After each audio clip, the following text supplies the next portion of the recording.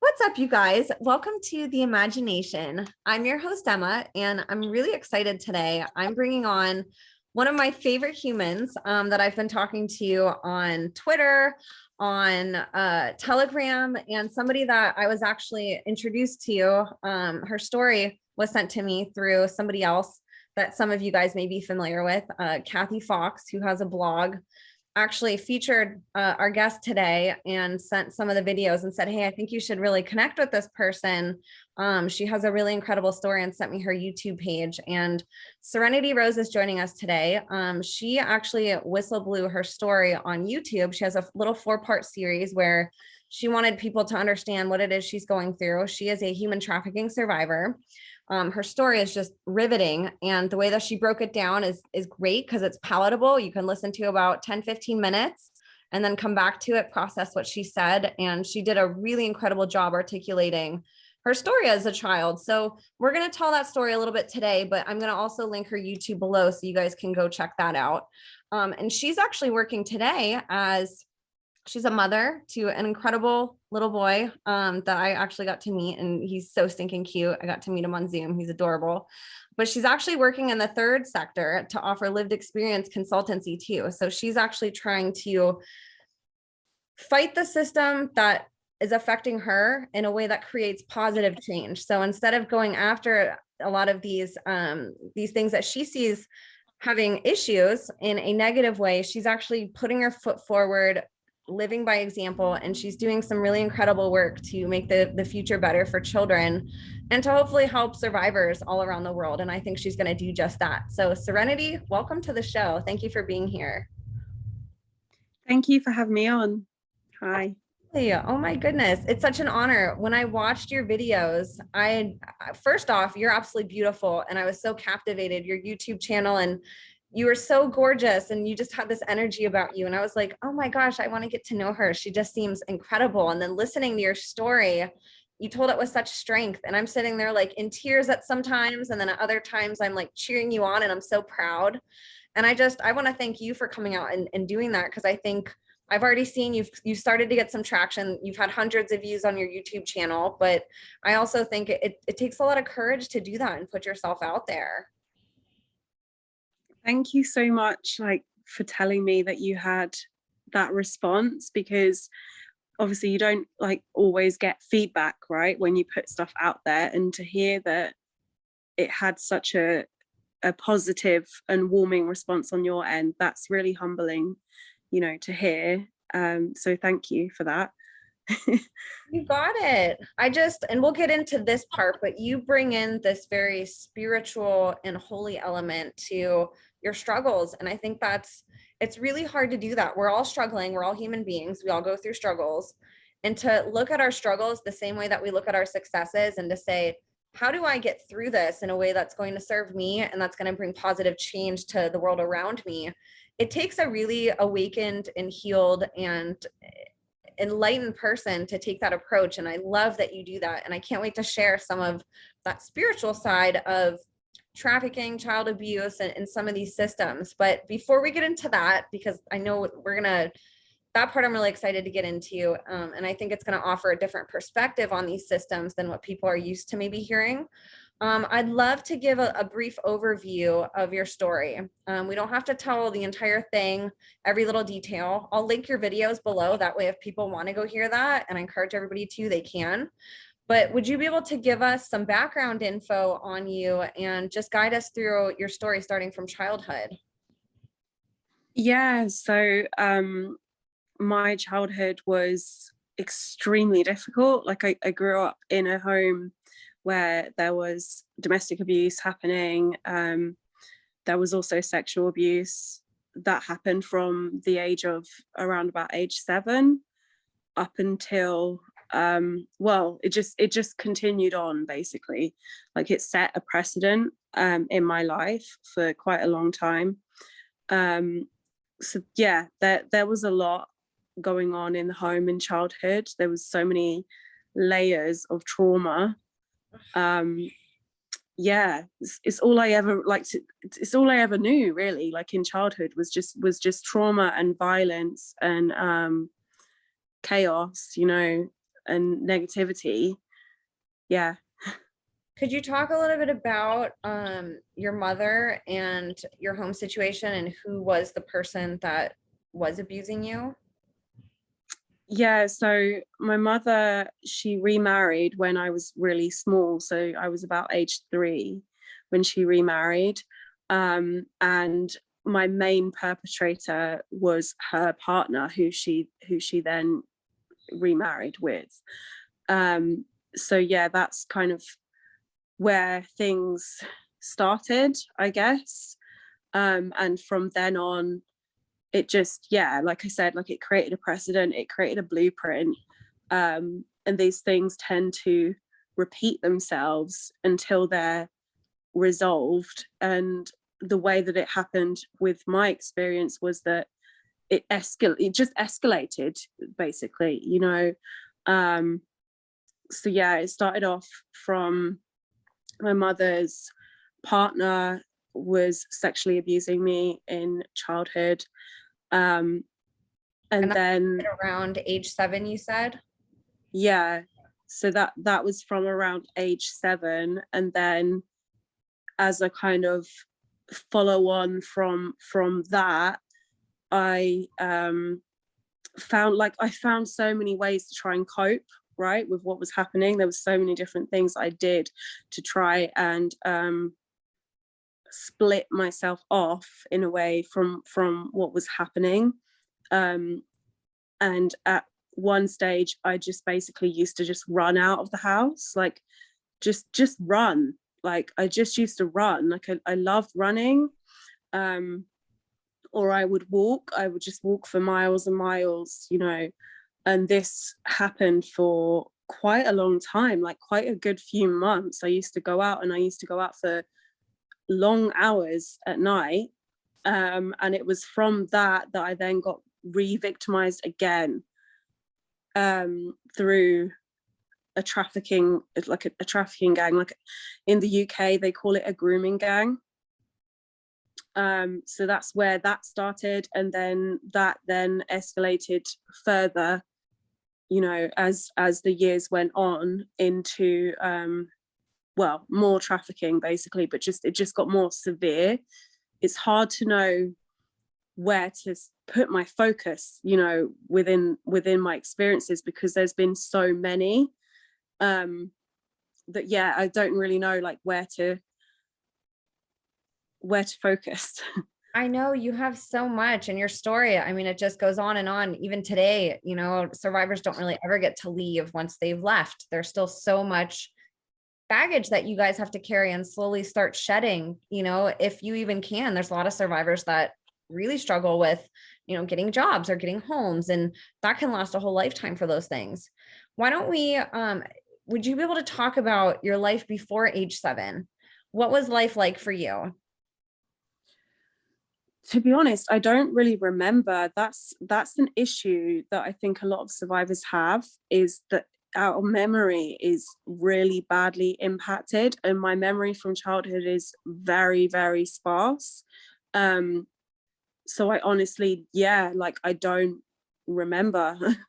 Yeah. I just remember bits. Like I remember fragments from my childhood. Just trying to recall it. Like all I can really recall is just surface level memories, you know, like none of the actual horrible stuff that happened. It's all surface level, and I think that's so common, is that we'll sometimes remember like the surrounding incidents or the surrounding events, but not the actual like abuse itself, you know. But I had buried like all of my memories, actually. And it wasn't until I think I was about 25 when it first happened, that I started to regain those memories, specifically of my mother's partner, because I had completely pushed it away. Like it was just in the back of my mind, it was still there. But yeah, I didn't consciously know. until it came to the forefront, you know, when I was about 25. And then realizing that it's just been this ongoing kind of, not a battle, but like just an ongoing background noise, really, of just trying to piece together the puzzle of my childhood. What was your relationship like with your mother as a child? And what was she like? To be honest, I didn't really have a very good relationship with my mother. She was on her own, so I accept that she had a lot to contend with, especially in those times. Like, it's hard for single mothers now with the stigmatization, but like this, we're talking, you know, 80s and 90s. So I can't imagine how hard it must have been for her. However, I don't condone the way that she was towards me, because there was a lot of verbal abuse and scapegoating, really. Like, so because I think she just felt powerless in her own situation. She probably felt like she couldn't get out of her own situation, and so that just lended itself to just toxic behaviors, and it just outspilled. And then I ended up being the scapegoat in my family dynamic. So yeah, like I never really, it's really sad actually, because I never really had a relationship with my mother, to be honest. Like, I just didn't, like, it wasn't there. Sure. And that's common with, you know, a lot of people that survive horrible things. It happens in the home more often than we think. You know, two people that a child should have been able to trust and lean on and have there for comfort and to protect them, right? And a lot of times, even if it's not conscious, not all parents wake up and say, I'm going to be a bad parent, but sometimes their lack of healing, you know, I look back at my parents, they were 21, 22 when they first started having kids. They're kids too, having kids, you know, and that's something that we forget, is that a lot of times our parents too are dealing with their own trauma and bringing that into parenthood and projecting it onto their children, you know, unfortunately. And that does lead to loss of trust and severed relationships, which is really sad. Because, you know, did your mother, did she was divorced whenever you were very young. Was your father and her, did they have a better marriage?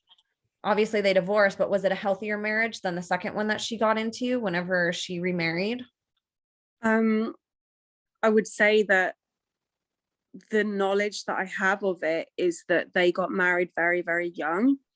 I don't know exactly how old they were, but I believe they would have been about 20, wow, 21 when they got married. You know, they were so young. And then my mum had 3 children through that marriage, and I can't imagine being 20, 21, or, you know, early 20s and having 3 children. That's, you know, an immense amount of pressure. It's hard enough with one, you know. So that, yeah, and there was financial problems as well. My dad was working 2 jobs to try and provide, and it was very, very hard for him. And so there was just this constant conflict, I think, between the two of them. And they rushed into this marriage, is my perception of it, is that they rushed into it, and then because they were so young, they you know, grew apart because they weren't really probably weren't supposed to get married, because they weren't probably really right for each other. So yeah, like there's that element to it. And then my dad didn't stay within the UK, because for work purposes, he has always lived abroad, actually, like since they divorced. So yeah, again, from my mum's perspective, she was married, she had 3 of us, and then he went off, and she was just completely on her own. Her ways of coping with that, I'm in complete opposition to. I think it's not right, the way that she coped with that.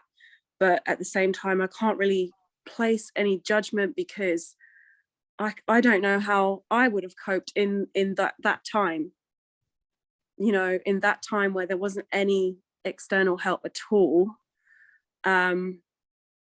Yeah, it's just an impossible situation, I think, for anyone to be in. It's hard navigating these situations. It's easy from the outside looking in to just villainize somebody.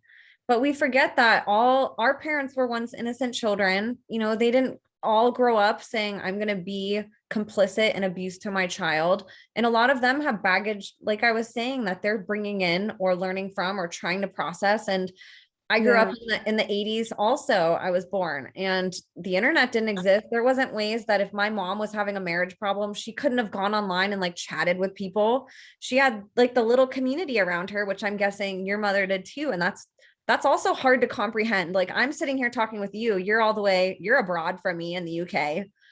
That connection, if we were both alive in this age back in the 80s, we probably would have never met each other, you know. And so the connections that they have the ability to make are also so different. And like learning about abuse or some of these terminology, like I can't imagine. And 3 kids, that's a big responsibility too. When she remarried this other guy that ended up coming into your life at such a young age, I know your memories might be a little bit fragmented. Was there a grooming period of you actually, I don't want to say liking him, but did he win your trust over or do things that seemed really nice before he took this vicious turn as an abuser? Yeah, 100%. Like he groomed my mum before he groomed me, right? So he approached my mum as the answer to all of her problems, right? So she was struggling financially. She was on her own. She was very isolated. So he came and he didn't have a high power job, but he was a high earner because he worked in sales. Okay. So he was just like, you know, I can fix this for you, basically. And then that the grooming trickled down onto myself and manifested in a way where it was just, you know, classic grooming techniques of buying me things, you know, just buying me toys and stuff like that, taking us to all different places, which we would never get an opportunity to do because we just didn't have the money to do it, you know. So he would almost wow us with all of these like just barrage of experiences and, you know, taking us different places, buying us things. And also one of the key things that he did very early on, which I actually wasn't, even as a child, I wasn't comfortable with doing it, was that he called himself dad also. Like he changed his name over to, he wanted me to refer to him as dad. And even at that time, I was just like, I don't want to do that. But by then he'd already groomed my mum. So she was kind of an enabler by that point, you know, because she was getting a need met that she probably wouldn't have been able to get met anywhere else. She was scared, you know. She probably didn't realize the degree or have any idea like what was coming next. So she was just like, well, you know, you should call him that, basically. Like, you should call him that. Like, what's the problem? It's because he cares, you know, this is why. And so I was kind of coerced into accepting this very fast, rapidly expanding relationship. Like it happened very quickly. And I remember when I first met him, I didn't like him. Like I knew straight away there was something about his character and I just didn't like him. And my mom asked me, she was just like, oh, so what do you think of him? And and I just said, I don't like him. What was your reaction to that? She just thought I was being difficult. But this is something that I carry through into my parenting now. Like, children know. they have an intuitive sense with people, and if a child doesn't like an individual to the point that there's an extreme aversion, pay attention to that, you know, because they are very, very in tune with people's energy and they pick up on it. That's so true. That's been something that I knew as a child. I can remember experiences meeting people, or my mom would force me, like, Emma, go give this person a hug. What are you doing? Like, that's this person, they're important to me. And I remember those instances of doing things almost forced. And it wasn't my mom being mean to me. She just thought I was being rude. Like, come on, Emma, like, you can be nice. But I remember having a weird feeling in my gut of like, there's just something I don't like I'm not comfortable. And you don't have the words for it as a kid. You just have that feeling, that sixth sense, you know? Yeah, definitely. That's interesting that you had that too. How were your other siblings with this new guy? Did they have that same intuition, or were they a little more blindsided by it and didn't know immediately? I think that the targeting was more specific towards myself. Okay. Because I have at the time I had two brothers, right? And so yeah, he kind of he went for me. I think maybe because I was more vulnerable as well as a girl. And he knew I missed my dad, whereas my brothers didn't really manifest that. Like, they probably felt it, but they didn't show that vulnerability as much. So he kind of hyper focused on me for the most part. That's interesting that you say vulnerability. I wanted to bring that up because that's something abusers look for in victims. They don't go after these really strong, independent, strong-willed, healed people. They look for people who are hurting or going through a hard time, or maybe naive about stuff, or, for better lack of words, ignorant, you know, maybe never had these experiences, or know that these types of things can happen to them, and they prey on that. That's like an easy target for them. And so I think that too, you know, your mother was very vulnerable at that moment. Like you said, she had a need that she was looking, maybe not consciously, for somebody to fill, but she knew that, hey, I'm struggling financially. I'm all alone. It would be wonderful if, you know, God just put this amazing man in front of me that had money, could help me out a little bit, you know, and all of a sudden this guy comes in to save the day. Like, who wouldn't be swept off their feet by that, especially if he's grooming them and showing up as this very charming person? That's a trap a lot of people could easily step into, and a lot of people do. And that's why I think, for like, your story is important, because it happened to just regular people that were trying the best that they could. You know, you had maybe not a normal family in the sense that, like, you guys were super comfortable and had all your financial needs met all the time and that you weren't struggling, but doesn't seem like it was an abusive family before all of this happened. And then all of a sudden it took this turn that was just really dark. So this guy is grooming you. Your brothers probably are more or less oblivious to some of that, because they're young too. And your mom's going through her own hard times building a relationship with this guy. When did the actual abuse start, and how did he start implementing that into your life?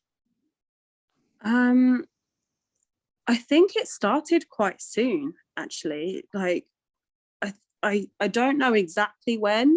I just know that it started quite soon after the grooming process. And I guess that's why, like, he was so quick to want me to name him that. Right? Because it was like, maybe he even had in his mind, like, oh, I've got limited amount of time.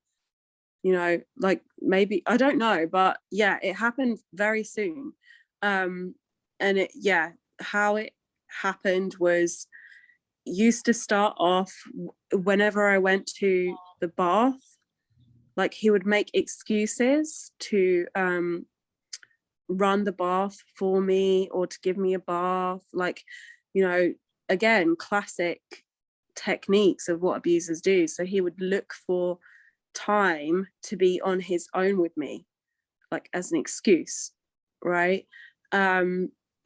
I believe that it started off with the baths, and then it then moved to other instances where that, you know, I was on my own with him, or he would take me specifically on my own out somewhere, and then that's when it would happen also. Yeah, but it started off with the baths.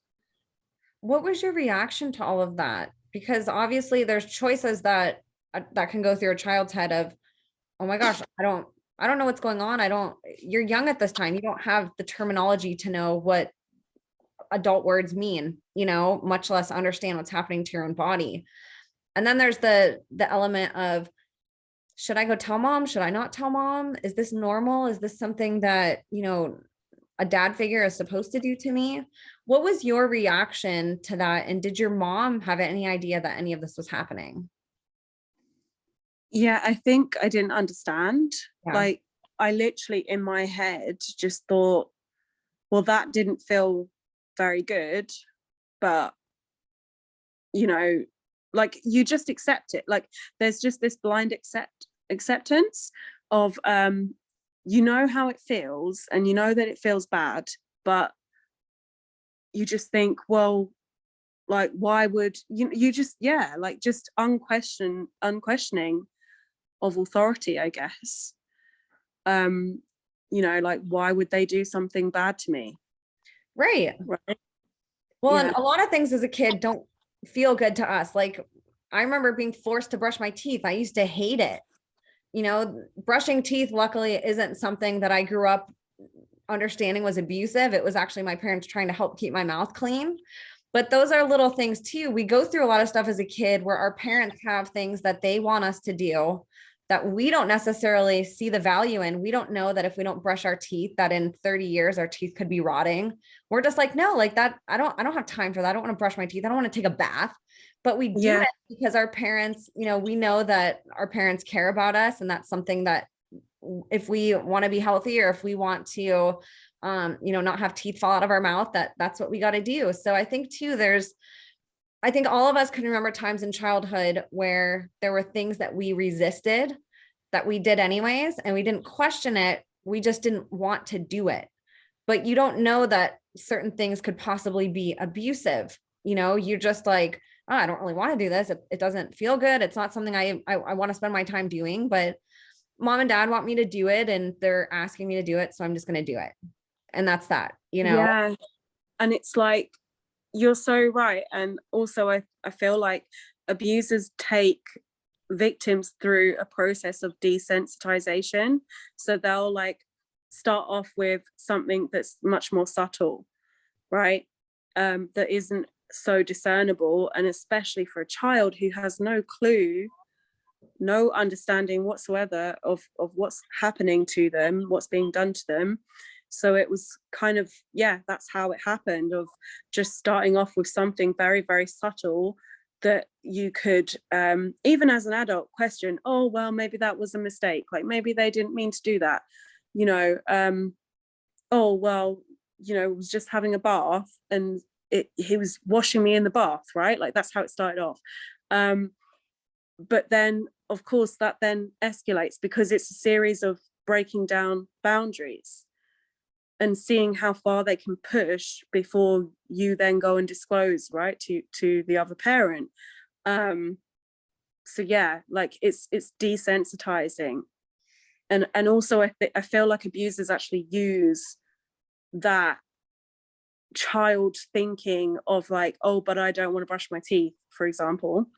They'll actually deliberately use that, and they'll go, oh, well, this is just something that you have to do. I know you don't like it, but it's something that you have to do. So yeah, they know they're very, very clever at how they implement this, and they're very, very smart at how they cover it up also.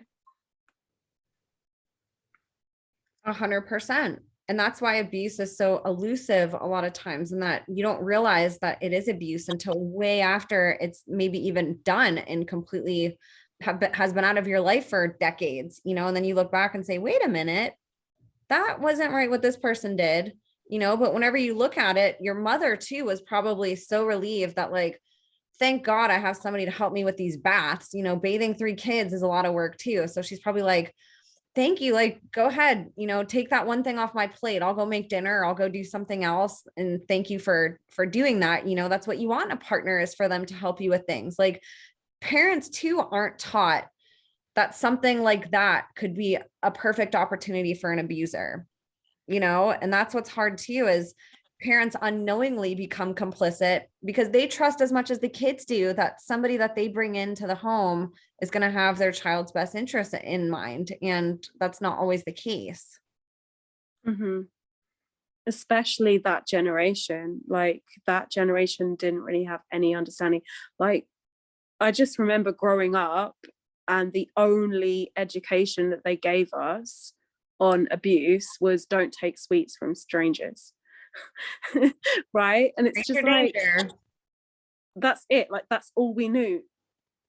That's literally all we knew. And it's just like, that's not good enough. There needs to be more awareness.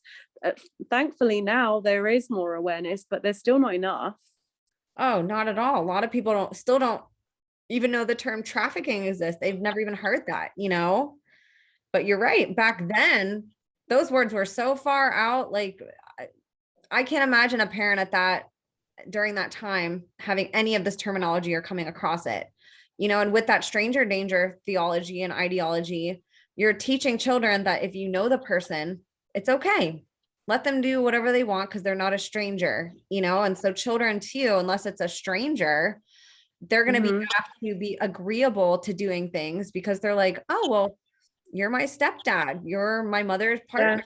Like, you're not a stranger to me. You're somebody that I think cares about me and loves me. So, okay, I'll agree to do whatever it is that you want me to do, It's that dissonance as well, like, which is why the grooming is so effective, because especially again for a child, if you're being given all of these presents and nice things and being taken places by someone who's inserted themselves into your family, you're again just going to be unquestioning, right? Because it's like, in a child's brain, why would someone do all those nice things and then hurt me? Like, so there's just, yeah, you just don't understand. And then by the time that the abuse got so pervasive and constant, it was like the level of fear that was over me for speaking about it was just so, it was like literally paralyzing, because he made me feel like I was complicit in what was happening. Like, this is, again, it's just so common. Like, he made me feel like it was a relationship and that we were doing something together in unison that was bad, against my mother, and that it was my fault. And that's why we shouldn't say anything, and like, just projecting all of his guilt and all of his feelings of the wrong what he was doing onto me. And then the end result of that is just this paralyzing fear, really. Did he threaten you too and say, if you tell, something bad's going to happen? Yeah, he started off like using the guilt to try and make me feel like I was complicit. And then as that started to fade away, because obviously you can only maintain that for a certain amount of time, because this abuse went on for a number of years. And especially as I grew older and my brain started to develop more, it stopped working as much.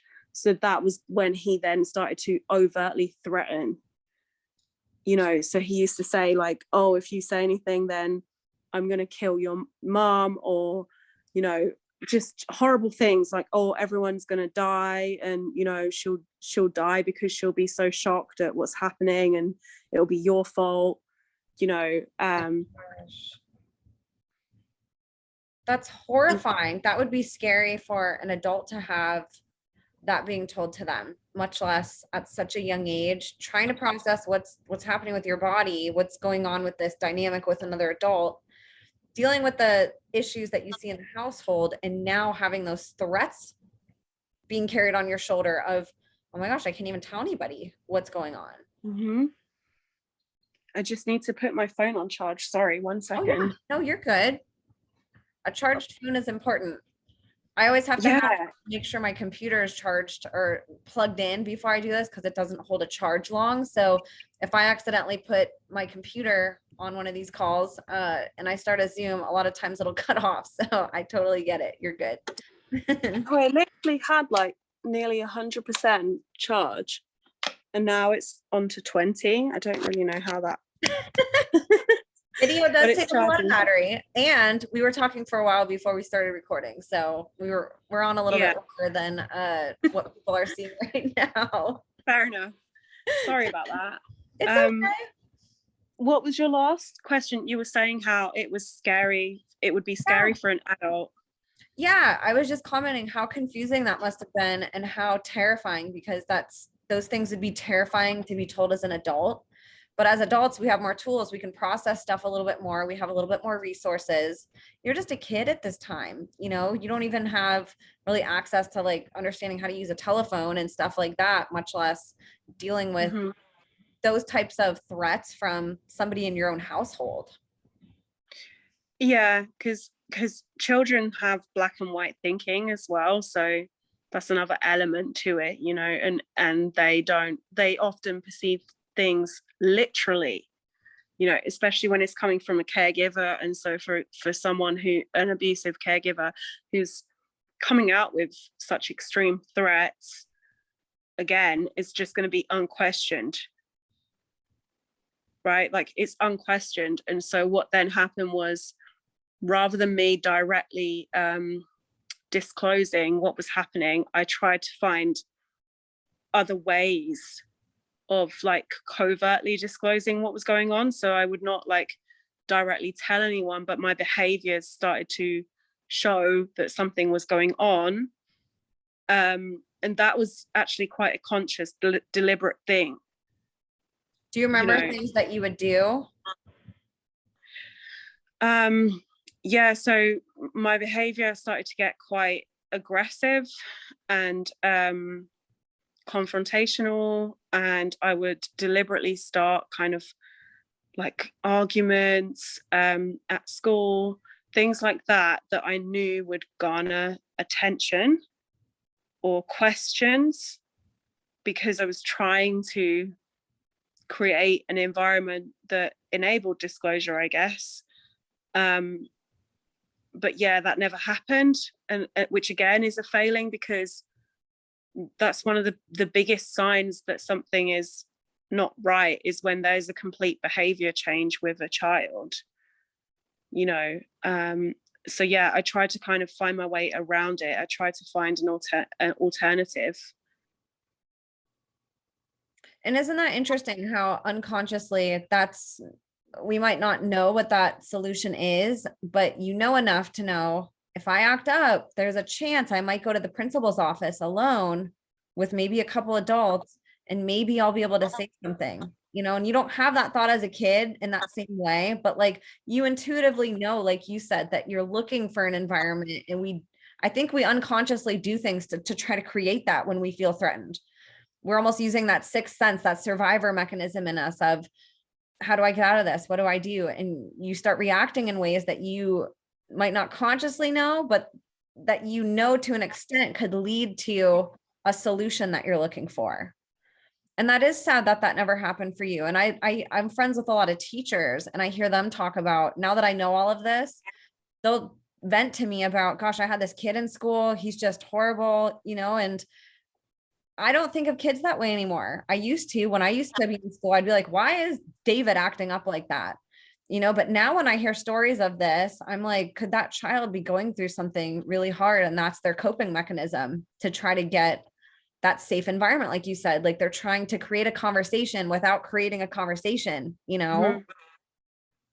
Yeah, completely. And sometimes like some of the most abused children have some of the most repulsive and kind of negative behaviors that invoke that reaction in people. Like they invoke a reaction where you just don't want to deal with it, right? Because it's so much. But it's because they're manifesting their feelings, like the feelings of being unheard, or the feelings of being unloved or unwanted. Like all of that just comes to the surface with the behavior,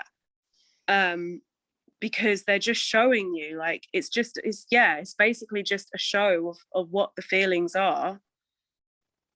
They're acting it out, you know. It's like a baby doesn't know what it needs, but it knows if it wants to get mom and dad's attention, it cries, right?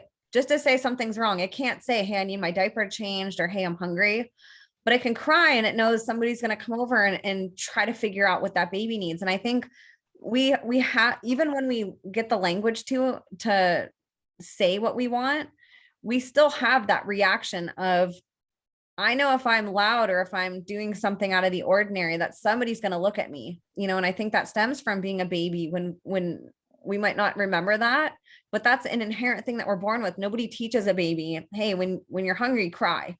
They just know to do that. And I think we do that as kids, but instead of crying, maybe we go to school and we act out, or we're aggressive, or we fight, or we do something that's kind of that same mechanism of, I'm going to do something so you look at me, you know, you pay attention to me, so I get attention, maybe I get love, whatever it is. That's a basic human need that we have. And if it's not met, we're going to react to it in some way, as an adult or as a baby.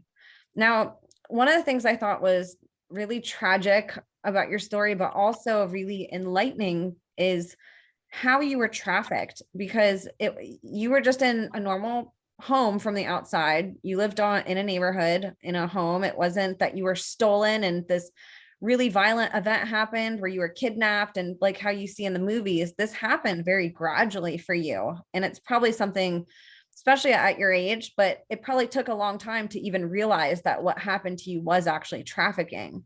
Can you talk about that period of your life and how that ended up happening?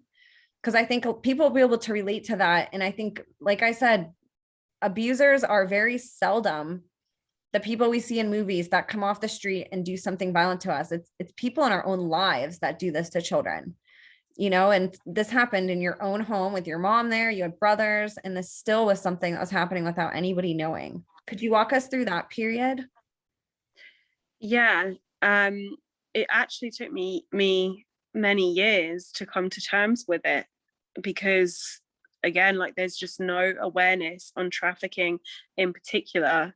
Even now, there's no awareness. Like most people, if you speak to them, if you even say trafficking, they think of someone having their passport, their ID taken off them, and being thrown into a room, right? That's what they think. And they also think that trafficking means being moved from one location to another. It's not. You don't have to be moved to be trafficked. But what actually happened was, as a result of what was going on at home, by the time I got to a teenager, that was when I started to run out the house, and just walk for miles or run for miles and just get away from it all and try and avoid it.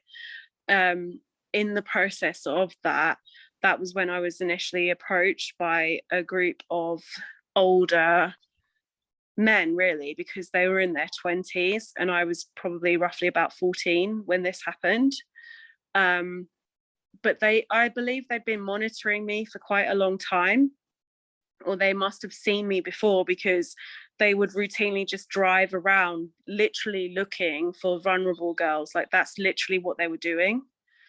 So yeah, they would approach me. They approached me 2 or 3 times, I think, initially, to try and get me to engage in a conversation with them, to try and get me to get in the car and go for a drive. And the first few times I didn't do it, because obviously I didn't know them. But then by maybe the second or the third time that they approached me, I was just having a really down day anyway, like was particularly more vulnerable.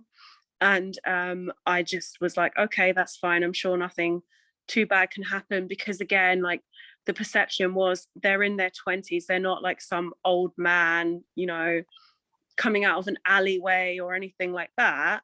Holding a gun to your head, threatening you. Like, yeah, they probably seemed like fun people. yeah, exactly. And I just thought, well, you know, what's the worst that can really happen in this situation? Because what is it that they're going to do? You know, they've already stopped a few times, and if they were going to do anything bad, they would have done it by now, you know. Yeah, and they don't look like what I felt an abuser looked like.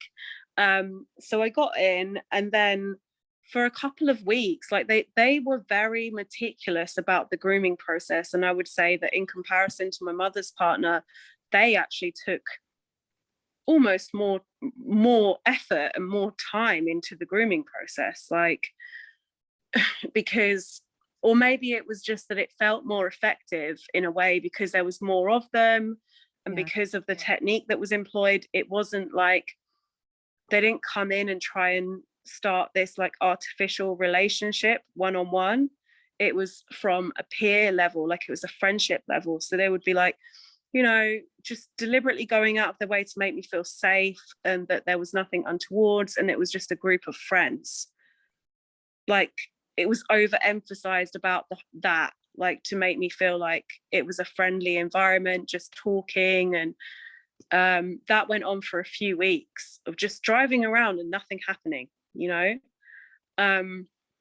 They did offer me like weed on a couple of occasions, and I said no, because that wasn't something that I did. Now in hindsight, looking back, they were probably trying to get me onto that so they could get me onto something harder.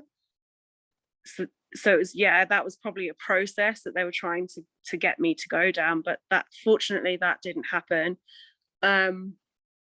Yeah, so they would take me out in the car, and then they kept asking for me to introduce them to other friends of mine, because I think, again, like they were obviously trying to what's the word, not monopolize, but they were trying to advance on their efforts, because they'd obviously put a lot of time into the grooming.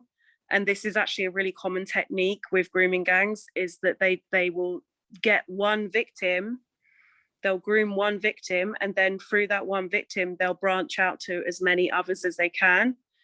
So which is what they were trying to do. And then I had introduced them to one friend of mine.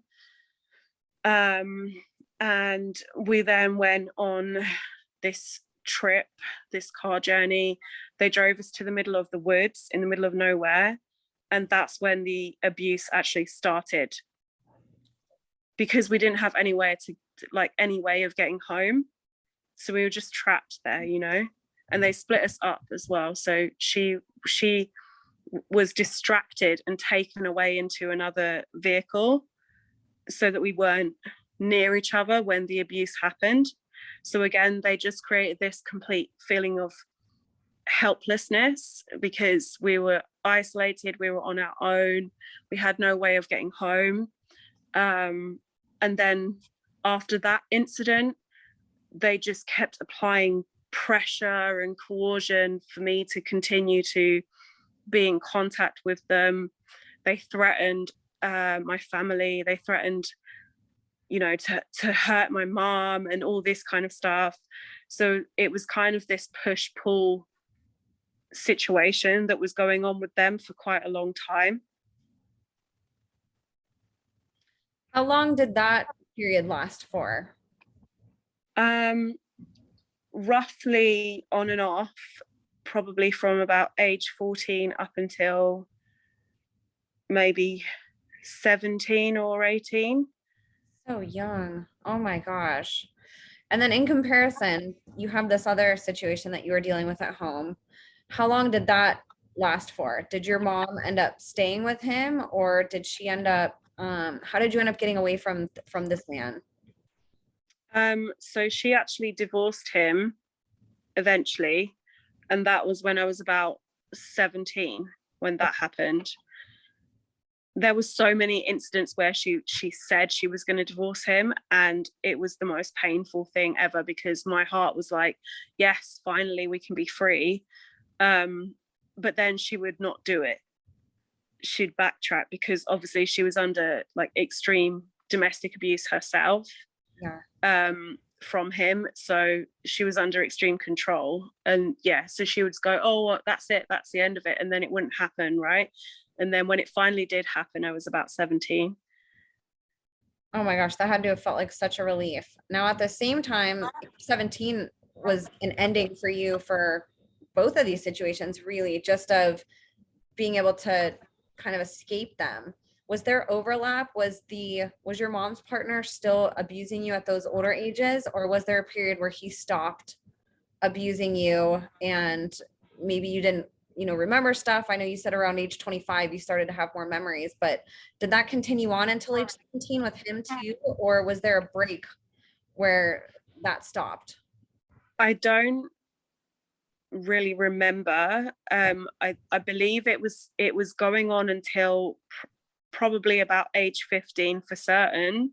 Okay. But then from age 15 onwards, I don't remember.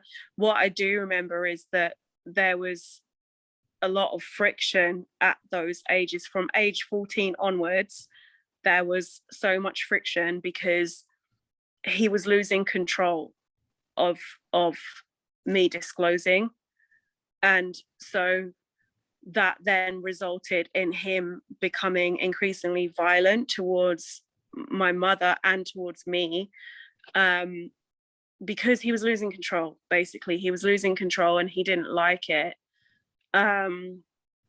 So I suspect that probably it didn't, I don't know 100%, but I would say it probably didn't go on, from after age 15. Yeah. Because it would be too risky for him to try and do that, right? Like in the home. And when you're older and you have more friends, you have more resources, it's just a different time in somebody's life than being a child, in preteen and not having all of that. Did you ever disclose to anybody before you had the memories come back in your 20s? Was there anybody that you told in your teens about what was going on, or a friend or somebody that you were able to disclose to? I actually don't think I did. I think Wow. that what I did disclose was, I disclosed, like, basically when I was a teenager, I took an overdose. But I didn't do it because I wanted to actually carry it out. I did it because I was trying to make a disclosure. And so I told a doctor about the domestic abuse, but I didn't tell them about the sexual abuse because I was trying to see whether or not I could trust them first. Yeah. So it was kind of like a little test that I had set up to see whether or not I would get any help. But unfortunately, that failed.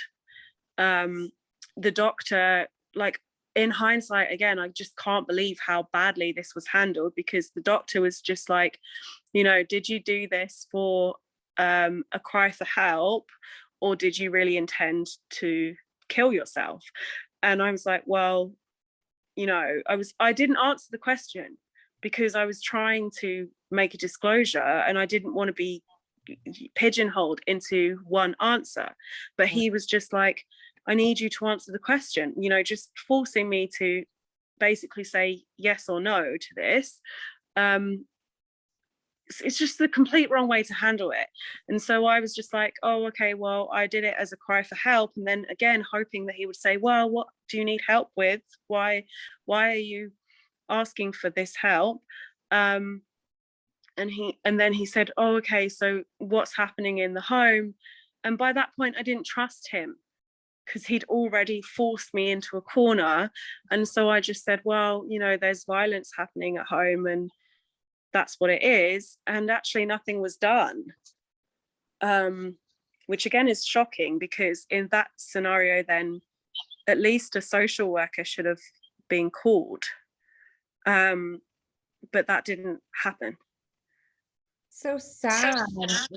You think about doctors and teachers and people that are around children, they're not trained either really to deal with these situations, in a sense of knowing what signs to look for. Like that's not something to my knowledge that doctors are taught in depth of, like how to unless maybe they're a forensic doctor, they're working specifically with maybe the government or they're working with these high profile cases. But most doctors too don't know what to look for, what to ask. Same thing with teachers. And I always think after hearing stories like yours, I'm like, how many missed opportunities happen every day because of the lack of, for one, how to talk to somebody who's gone through stuff like this and like things to do and not to do, and then signs to look for. You know, it's really sad to think about that because your life could have changed a lot if an action was taken, you know, and instead you had to go back home, go back to that house and face all the horrors that you did something so drastic to try to get away from, you know, that also had to have been disappointing. Like, I just took all these pills as a cry for help and like nobody's helping me, you know, and that in itself should have been a sign. And I'm so sorry that that happened to you. That had to have been so horrifying. And so how did you're age 17, around age 25, memories start coming out. What was that period of your life like after these things ended and in the transition of kind of dissociating, still going on with your life, growing up to be an adult, and then having all these memories pouring back in and kind of realizing what you went through? Um, yeah, so it was my exit from being trafficked that initiated that process. So I was trafficked first by this grooming gang, and then I was targeted separately. Whether or not they're linked together, you know, there are connections. I don't know for sure, but they might be. So I was then trafficked through like what they call a Romeo model, so like a boyfriend model. So the perpetrator posed as a boyfriend, to then put me through a grooming process again. But he didn't really, to be honest, the work that he did was just a continuation from what I'd already been put through, right? And so then he kind of was the catalyst, I think, in all of it, because that was when I was just fully fledged in the sex industry. Didn't have anywhere to go by that point, because after my mother had divorced, she was again struggling financially, could not afford to house all of us. So I was then in a hostel, and my main trafficker then came with like just again the answer to all the problems, right? So I didn't have anywhere to go, and he had somewhere for me to live, and then that was used as a control mechanism to keep me in it and to keep paying for all of his bills and his upkeep and his lifestyle. And I didn't, you know, get anything out of that other than immediate safety with the housing.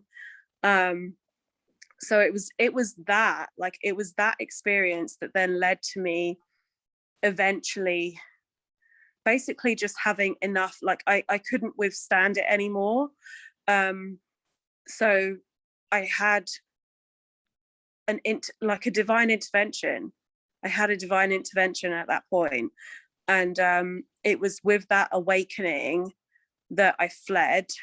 And then during the time period when I had fled, I don't really know where to start with it, because it's quite a broad, is like, where do you want me to focus? How did you flee? Maybe walk us through there and like where you ended up going, and then kind of that process. I'm sure, I think for a lot of us, when we're in a traumatic experience, and for you, it was your whole life, you didn't have a down moment. It was like boom, boom, boom, boom. Every moment of your life that you can remember was really traumatic, you know? But I look back on, let's just say, a bad relationship. You don't know a relationship with a boyfriend is bad until you're gone. And it can still sometimes take a couple years to like unwind that and be like, what did I actually go through? How did I think that was normal? Why did I stay this long? Right. And so I think even as people who don't have maybe super traumatic things in their life, I think people can relate to that, to where there's an undoing of stuff that's very overwhelming when you get out of something And then you look at it in hindsight and you say, oh, that puzzle piece goes there, that puzzle piece goes there. And holy crap, this big picture is really messed up. Right. And it's hard to deconstruct it and to think about it. So how did you end up fleeing this? Because that seems like that would have been so hard and almost impossible when you were essentially going through all of these things your entire life. You're broken down by many different people. How did you end up getting out and what did you do? I honestly, in hindsight, when I look back, I feel like what had actually happened on a spiritual level is that the Holy Spirit was within me, right? So, and I didn't know it. So I had the impact of the grooming on one side, where I felt like this was my active choice. Like at that stage, I really did believe like I was actively choosing to be in this lifestyle, and that the reason why I was doing it is because if I didn't do it, then I'd be on the street or dead or whatever. Yeah. So I had that, the fear on one side and the without will, essentially, right? Without any kind of free will. And then I had this split happen, like a spiritual split, because there was no split before, and then it was just kind of like something else must have entered, because I started to grow awareness around my own free will and my own choices and I started to question, and all of the programming and the patterns started to break, so I didn't do things unquestioningly anymore. And I started to question, well, I don't really like the environment that I'm in, and actually I don't like how this feels, and to someone who's not been through that, that's something that comes naturally. Like you naturally question things, you naturally ask why, but when you've been put under so much really mind control, you don't have that ability to question. So I started to question, and I started to gain discernment, which I had never had. And from when I started to have discernment, that was my path out.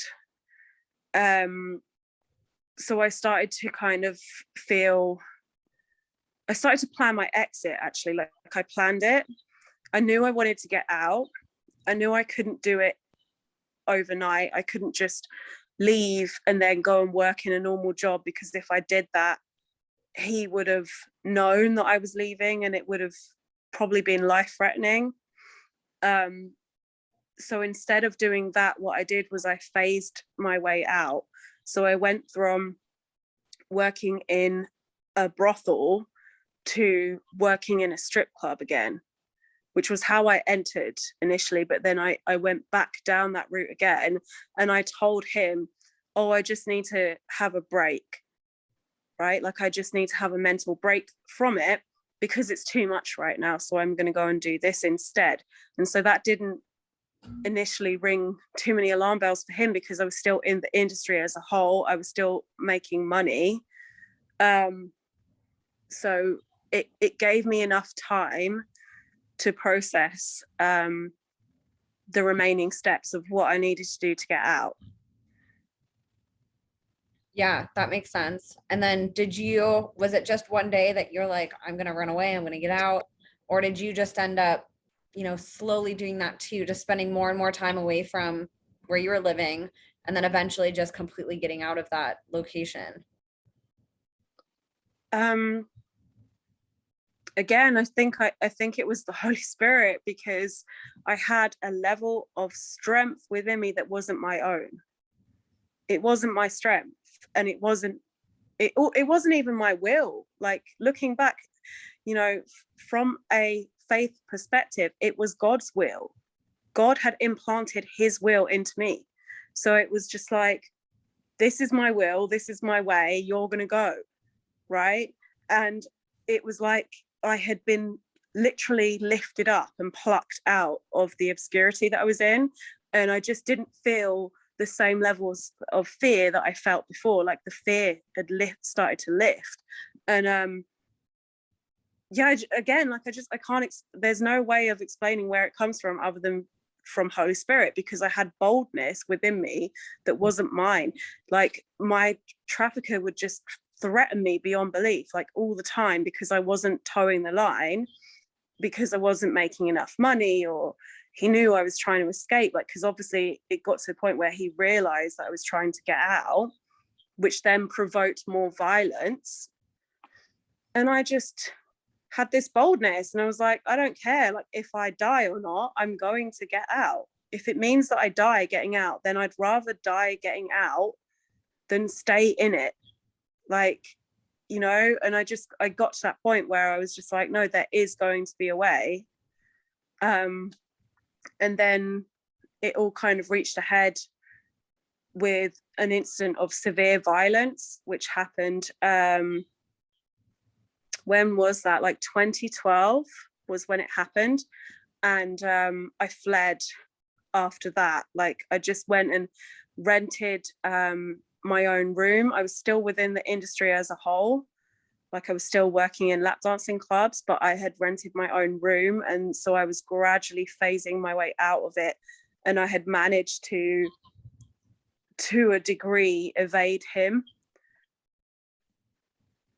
Wow, the courage that must have took. At that time, did you have a relationship with God? Did you know did you understand that terminology then? Or was this just something you were more reactive going through it, and then later on you're like, wow, God was with me.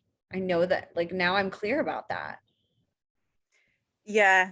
I didn't know that it was God. I didn't have conscious understanding that it was Holy Spirit until the intervention happened, and then I realized. But now when I look back on it, it's obvious to me that it was pre-planned, and it was his will, and it was already written that this was to happen. And it's just so funny, because the prayer that I said, like the surrender prayer that I said when I had had enough and I didn't know what was going on in my life, was just in chaos. Like, after I fled and I was renting my own place, like I said this surrender prayer, and it was just like, I don't understand why everything is so chaotic. It doesn't make sense. I'd buried my memories at that stage, you know, and I was like, why, you know, why is this happening? I can't cope with the weight of this. It's too much. I just don't know how I'm going to live anymore. Was getting like suicidal ideation constantly, like just these constant images flashing in front of my eyes over and over again. And it was, yeah, it, like, I was obviously being attacked spiritually. Like, now in hindsight, I realized that. And it was just so immense, like, that there was a spirit of death that was trying to drag me back. You know, it was trying to hook into me and drag me back. That was when I surrendered. And I was just like, I can't do this on my own. I don't know if you exist, you know, but I need your help, God. Like, I need your help. And that's when my memories started to flood back over the process of about 2 weeks of, I fasted. Like, it was very overt that I received Holy Spirit after that prayer, because I heard the internal voice, which I hadn't done before. Wow. And this was at age 25, you said, right around that age when all this started happening? Yeah. Okay. And so what were kind of the first things that came back? Was it young childhood, or was it more the things that you started realizing what happened? You were more of the more recent things that you had been through? No, it was childhood. Okay. That came back first. So, like, I kind of it was amazing how I was directed, because I wasn't functioning, right? Like, I was traumatized. I couldn't function at all. There was nothing I could do by myself. And Holy Spirit just took me through all of it. And it was just this constant, very gentle, but very clear voice of, okay, now do this, now do that, you know. And it was just simple things, just very caring things of, now go and give yourself a bath. And then when you get out the bath, you know, I want you to place a hand above certain areas of your body and tell me what it is that you feel, and write it down, you know. And that was a process that I went through, and I started to become more in tune with my body as a whole. And then I started to write. And again, the instruction was just write, don't think about it, just see what comes up. And I started to get childhood memories of the sexual abuse, but I didn't get the direct memories initially. I got the surrounding stuff that was not a reminder, but like the puzzle pieces that pointed to what had happened. And that was when I got confirmation and realization of what had occurred. And then everything made sense to me, of why I was in the position that I was in, why I was being trafficked. I didn't even discern it as being trafficked at the time because I thought it was my own choice. And again, I was like, why, in my prayer, I was like, why have I made this choice? Like, why am I doing this to myself? Right. And then I got that clarity, and everything just became so much more directed and guided. Like I didn't have all of the confusion anymore or anything like that. I knew the direction that I needed to go, and I just walked. How did you start your relationship with God? It had to have been really hard for you, for one, a lot of survivors, they have a come to moment where they have faith instilled in them somehow, but initially it can be really hard to trust God after thinking that, like, how did you let me go through all of this, right? And you're in this angry phase almost, or grieving, sad, hurt. Healing is a very messy and painful process, right? And it's easy to look at somebody else, and in a lot of cases, God, and be like, why did you let this happen to me? And it can be hard to trust after everybody in your life that you gave your trust to breaks it. How did you end up developing that relationship with him? And what did that process look like for you? Yeah, I didn't trust at all to begin with. So I had that intervention happen initially, that gave me the awareness of things. And then I still continued to be within the industry. And you can see your dog in the background. Oh, yeah. So I still continue to be in the industry because obviously I didn't foresee how I was going to pay my rent or what I was going to do. But I started to have more and more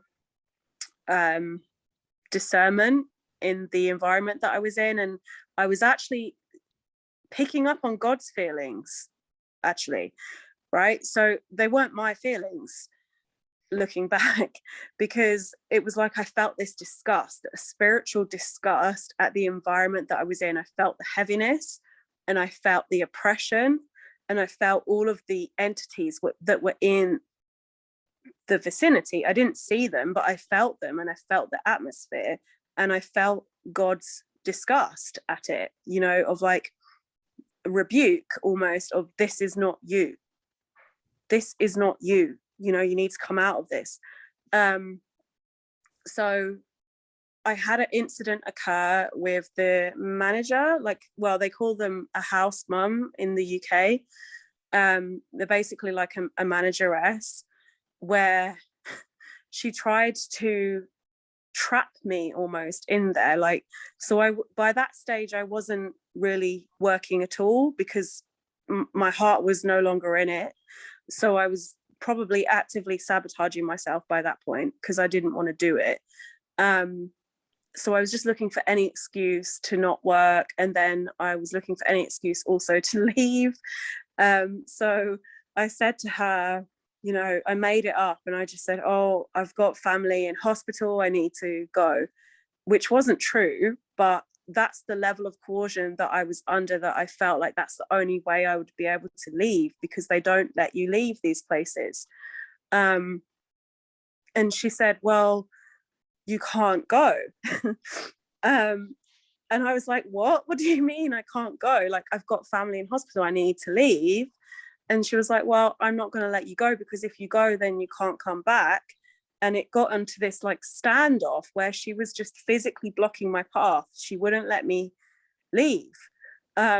And again, that boldness, which was the Holy Spirit, rose up, because if this had been me before this intervention, there's no way I would have challenged it. But this boldness just rose up, and I just very calmly said to her, you need to step aside and move out the way, because I'm leaving now. Right? And she was like, no, I'm not going to go. And I said, if you don't move, I'm going to call the police, because this is false imprisonment and I am leaving. I don't want this job anymore. I was like, I don't want your job. So obviously she had to walk out the way, and I left. I was extremely angry. I was so angry, just rageful at the whole thing, at the whole industry in general, like just rage, which again, in hindsight, I don't think those were even my feelings. They're probably God's feelings. So I couldn't even like take public transport home because I was that angry. I just walked, and it took me about 3 hours to get home because I just walked and walked and walked, which is obviously one of my coping mechanisms. And then when I got home, the fear hit me, and I was like, what am I going to do? Like, how am I going to provide for myself? I'm going to end up on the street, which has always been the fear, like constantly throughout my life has always been the fear. And I just turned the Bible to a page wherever it's at, and it was Psalm 23. So Psalm 23 is, the Lord is my shepherd, I shall not want. And it was that initial introduction that God then was just like, you need to leave this industry. I will make sure that you are safe. I will make sure that you have everything you need, but you have to leave. It was that bargain that I think most people who have testimonies like have similar experiences, where they get put in that situation with God, where God is just like, look, this is what it is. You have to leave. It's your choice. It's your will. You have to choose now. So of course I was just like, well, I'm too scared. What if this happens? What if that happens? I don't know what I'm going to do. And it took a lot of reassurance, repetitive reassurance, and I was like, okay, fine, I'm gonna leave. But if you don't do what you promise, like just I wasn't fully trusting, but I trusted enough at that stage.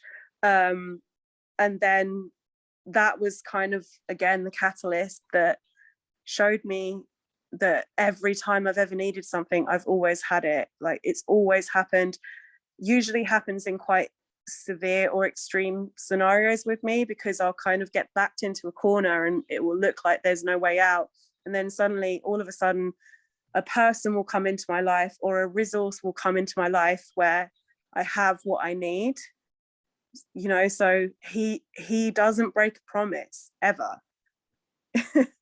Gosh, I have goosebumps. It's interesting how when you become congruent with what you truly believe, not what other people want you to believe or what other people groom you to believe, when you actually stand in that power and you take a stand, even though other people might not be happy with you, that feeling of knowing that you're right is so powerful. And knowing that if you, after having that intervention, if you would have disobeyed that message, that would have felt horrible to your soul. You get to a point where you're so entrenched in your truth and with what the Holy Spirit is bringing to you, that if you don't take action to listen to that urgent voice and that urgent feeling that you have to take a stand, it feels like a complete betrayal to yourself. Where before that, it's like you let people trample all over you. And not you, I'm just saying people in general, before they have that transformative moment, you betray yourself over and over and over and over again, not knowing that you are. And that feeling when you finally take ownership of that and say, no,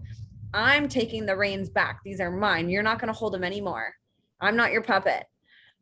That feeling is so powerful. And I think it's so amazing that you experienced that by yourself. And it wasn't something that you had all these people come in and rescue you. this was a defining moment that you experienced and you took charge of, and you got out of all of this all by yourself. Like, it gives me goosebumps knowing the power that you are, and like the walking miracle that you are to be standing here today as a mother, as somebody who's actively working to help change some of this. And I want to talk about that part too, but I want to acknowledge you for that, because it's miraculous that you were able to tune into that after all the brainwashing, all the mind control, all the grooming that you ever had from everybody that you trusted. And somehow you tuned into that truth and stood by it, held your ground, and completely got out of that situation that a lot of people never get out of. Yeah, and I think it just speaks of like how amazing God's plans are, right? You know, like as you were speaking, it just brought to mind scripture in regards to, like, it says, like, don't you know who you are, that you've been bought at a price, like that he has bought us at a price, you know, therefore we are in him, and he is within us. So it's like, once that is merged, once that's brought together, your spirit is repelled by these things, you know, because of that, because he's like completely just picked us up and scooped us up and just gone, right, this is mine, like you are mine, you know. And it gives you purpose, it gives you reason, it gives you truth, it gives you clarity, it gives you direction, like all of these things that you wouldn't get on your own as a standalone. It's everything, you know. And it's so expansive. And this is why when you speak to secular people, or especially, you know, service providers who are secular, and they can't understand, like my story in particular, that they can't understand, because they're like, what, you didn't get any help? Like, how did you get out? And it's like, I did get help, but I didn't get help from the world. I got help from God. Like, that was my help, and that's the only help that I've ever needed. I don't need help from systems necessarily, because they're imperfect, you know. So Chills. It's beautiful seeing that. And I love seeing that with you girls and guys that have survived these horrific things, you know, hearing where you came from, where you were so manipulated to letting other people own your body, own your mind, own your soul, own your thoughts, own your actions, own what you could talk about, to just completely standing 110%, you know, and making other people that haven't gone through this, you know, look weak in a sense. I look around at all the people who don't speak up about stuff and who have every resource possible to, you know, and then I look at somebody like you who's had everything against her. And now you're one of the leaders, I feel, in this movement, talking on behalf of survivors and help bringing awareness to this, you know. And after everything you went through, like you have that superpower within you that is just so incredible. It's so miraculous and it's so beautiful. And I'm so freaking proud of you for everything that you did to get out of that, and that you listened. But like I said, it's an interesting come to moment when we can acknowledge that truth has always been there, and when we actually listen to that instead of what's being told out here, and we stand by that voice inside of us instead of, you know, letting it be drowned out by the world. It is just the most incredible feeling to feel that like unstoppableness, like no more, I'm done. You know, it's like Thor, like throwing his hammer into the ground, like I'm done, no more, like nobody's going to control me anymore. I'm back in control. And I love that. And I'd love for you to talk a little bit about what happened after that. So you're taking these different steps to getting these memories back. You're coming to terms with some of the things in your life. I mean, where did the term trafficking come up in this process for you?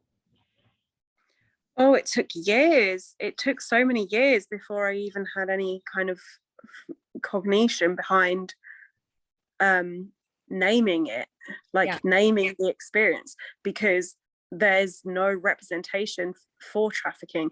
There is for the domestic abuse. So I got intervention for the domestic abuse element quite early on after I fled. And I was very fortunate to find a therapist, a private therapist, who offers who offered it on a sliding scale according to how much I could afford, or she is an angel. She's done sessions for me for free when I've really needed it at times as well. And the rarity of actually finding that, like hardly anyone finds that, right? But that's what I had at my disposal. So I had that support.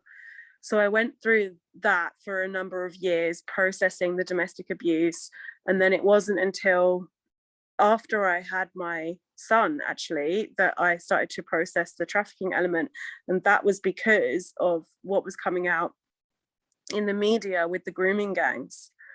And so I started to read up on that, and I read a book by her name's Sammy Woodhouse. She was the Rotherham whistleblower in the UK. I read her book, and there was so many moments in her book where I was like, oh wow, like this happened to me too. Now I actually have a name for this experience.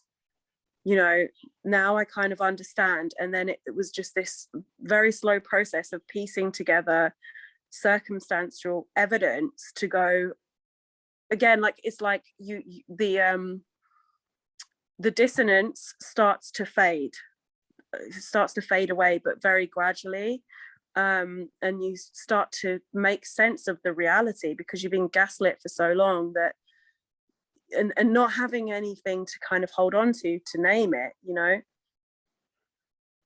Absolutely. I didn't learn about what gaslighting was until, my later adult years. I'm almost 36, and a lot of this stuff is very new to me in comparison to how long I've been alive. Trafficking, that's a term that I'm just starting to learn these last few years, and it's like, why aren't we taught this whenever we're young? That would be pretty important to understand. Yeah. Those words, just even a simple definition of what it could be, age appropriate type definition. Instead, it's like you said, we get the stranger danger stuff. Now, how old were you whenever you had your son?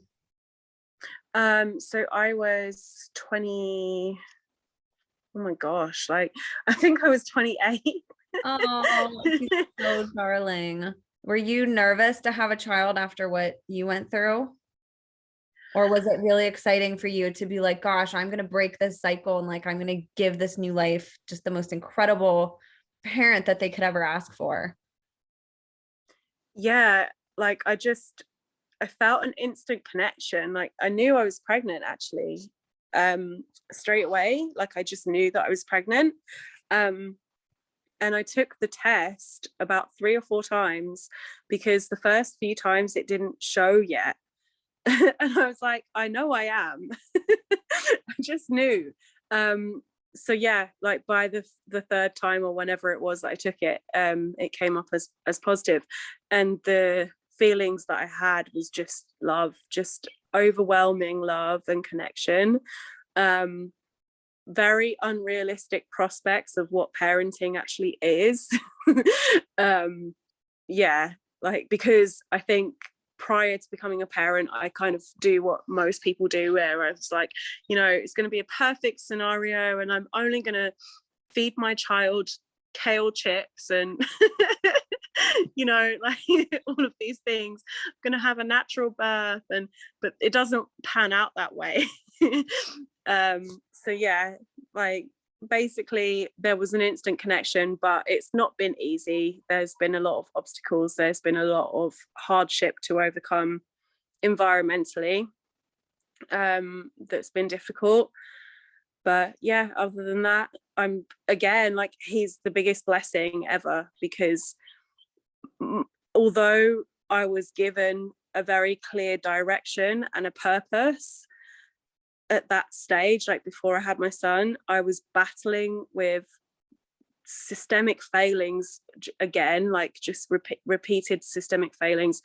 I wasn't given any help with accessing safe housing, and then because of the repercussions of going through the trauma that I went through, I wasn't able to find any kind of meaningful work really. So I was really struggling to support myself. So yeah, like when my son came along, it gave me a boost. It gave me more of a purpose, more direction, more clarity, and more reason. So that was kind of like, yeah, just an abundance, really. Oh, that's so sweet. 'Cause I feel like in some cases it can be negative, for a trauma survivor to go through that experience, maybe so young or so soon after they get out of their situation. But I also think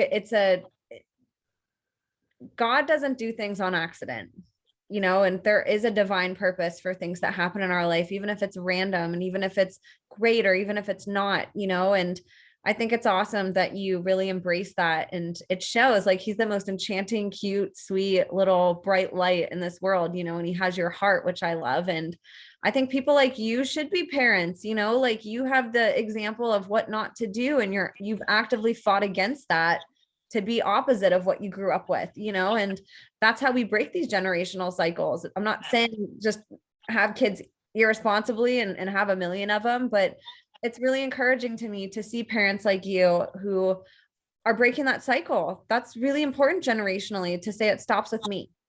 My mother might have had hard times. Maybe her mom did. Maybe her mom did. Maybe they didn't, but maybe somewhere in the family there was something generational that was being passed down in some way. And you said it stops here, and I'm gonna do the opposite, in a sense, give my child this amazing life, connect with it, and like be the best that I can be in any way, and like use this as a purpose. I think that's so special that you did that. And it shows in him. He's just such a cute little dude. He's brilliant. Yeah. And with regards to like the generational stuff, I feel like there's layers of processing that too, right? Like, I went through therapy and I processed all of it in therapy, and then I went and tackled it on a spiritual level, because again, all of this is spiritual stuff that can be broken, but it needs to be spoken of and moved through in order for it to be broken. Yeah, because it's energy and it has to go somewhere. Like, when trauma is an energy, and it has to dissipate by conscious, deliberate choices and actions. Like, you can't just unconsciously go through life and carry it. Like, you have to rid yourself of it, and it's hard, but it's the most rewarding thing, I think, to move through that and to be able to overcome that. And I think that, like, I'm not talking about just me or just my experience, but just trauma survivors in general are some of the most amazing people I've ever met. Like, they've been through the worst, but there's a beauty in that, like the transcendence, like, just, and it's common thread. And like, I just remember going to various like healing workshops and things like that for adult survivors, and the amount of people in the room that were like just pure talent, like with creativity and stuff. There was, singers, musicians, actors, actresses, artists, all of them. And the common thread as well was that all of them said, like, oh, I'm no good, or oh, I don't think I'm very good at this. And it's like, have you not seen or heard yourself? This is amazing. And I think that there's a beauty found in the midst of this that transforms itself. I completely agree. And I even think generationally, that can sometimes be overwhelming for people to think, but I'm not a perfect parent. Like, I'm still processing my own stuff, but that's kind of the purpose. Generational trauma didn't happen through just one generation. And it doesn't just stop right away with one generation. Your son's going through your healing process with you, and he will your whole life. He's going to watch, and your example is going to be how he's a father one day and how he's going to recognize himself in you in a lot of ways, right? But none of us are perfect. So it's like the hope is that we can heal enough to make our child's life much better than what we went through, and that they'll pass that down times 10 to their kids, will pass that down times 10 to the next generation. And so eventually, through this generational healing, everybody becomes healed, right? Because the work is being done from the person that stopped it all the way down to the next generation and the next one. And that's a process too. That unwinding doesn't just happen overnight, but it's really empowering to think, gosh, like, I'm having a part in creating a whole different lineage, basically, that's not going to go through the pain that I did, or that my mother did, or that her mother did, or that my father did, or whoever. And I'd love for you to talk a little bit about your views on that repetitive cycle and the spiritual side of it, especially when it comes to trafficking, because I think that's a big key that most people aren't thinking about that right now. And it really struck me when you started talking about that. And I was like, gosh, we really have to talk about that side of that on here. Yeah, I feel like from a psychological perspective, trauma, there's studies that show that trauma is actually passed down. It can be passed through the womb into the child, and there's been studies on this, particularly I think with Holocaust survivors, that it's passed down genetically through the mother to the child, even if the mother's processed the trauma. Like, it can still be held, like, you know, there can still be fragments of it held within the body, which I feel lends itself to the spiritual aspect of that. And also, when we're talking about trafficking specifically, it is generational. It is generational because you'll find, particularly in European countries, for example, there's like, for example, Romania or somewhere like that, or Albania, where it's very, very prevalent. You'll see families where every female in that family is being trafficked for generations. You know, like, it's because the traffickers target them once and then that's it. It's like they want a constant supply, you know. And it's also why it's quite a common technique for traffickers to use or deliberately invoke a pregnancy in a victim to use that child as a means of control, and B, in a horrific way, like, sometimes I think that they might do it to create more of a supply chain, you know, because it's slavery and that's how slavery works. So there's that aspect to it. And I think that there's principalities behind this, you know, there are dark powers behind this. It's not a human thing. It's evil, you know. Like, no human being, regardless of how much profit they want to make, in their right mind would conceive to do these things. You know, that's coming from the enemy. Like, there's no way that human can concoct this. And really, like, there are evil humans, right? And we were talking about this a little bit before we started recording. There are evil humans, but most people don't wake up and say, I'm going to be evil today. There's a lot of unconscious people moving around this planet that are doing what they were taught from their parents or from a teacher or from whoever it was that affected them. And if it's generational and there's nobody to come in and say, wait a minute, can we ask a few questions here? Why are we operating this way? This doesn't seem very healthy. Can somebody change this? Can I help change this? If those conversations aren't had, in a sense, or if somebody doesn't leave like how you did and figure out a way to get out of something like that, then you're passing that unconsciousness down to the next generation, you know. And you make a good point when you talk about social workers and how that proliferates. It's not just a family that can be systemic with these patterns and with this abuse, but the unconsciousness, it infiltrates and proliferates in our major institutions also that deal with children. Yeah, I think social workers in particular, a lot of them are probably drawn into that profession because, they probably do want to help, but we have to ask, like, where is the need to help being driven from? Like, where does this need to help originate from? Because I think it's the same with any caring profession. Like, you'll find that there's a lot of codependents that are drawn towards caring professions, social work being one of them, meaning that there are probably, I would say, like, quite a vast amount of social workers that come from their own background of trauma.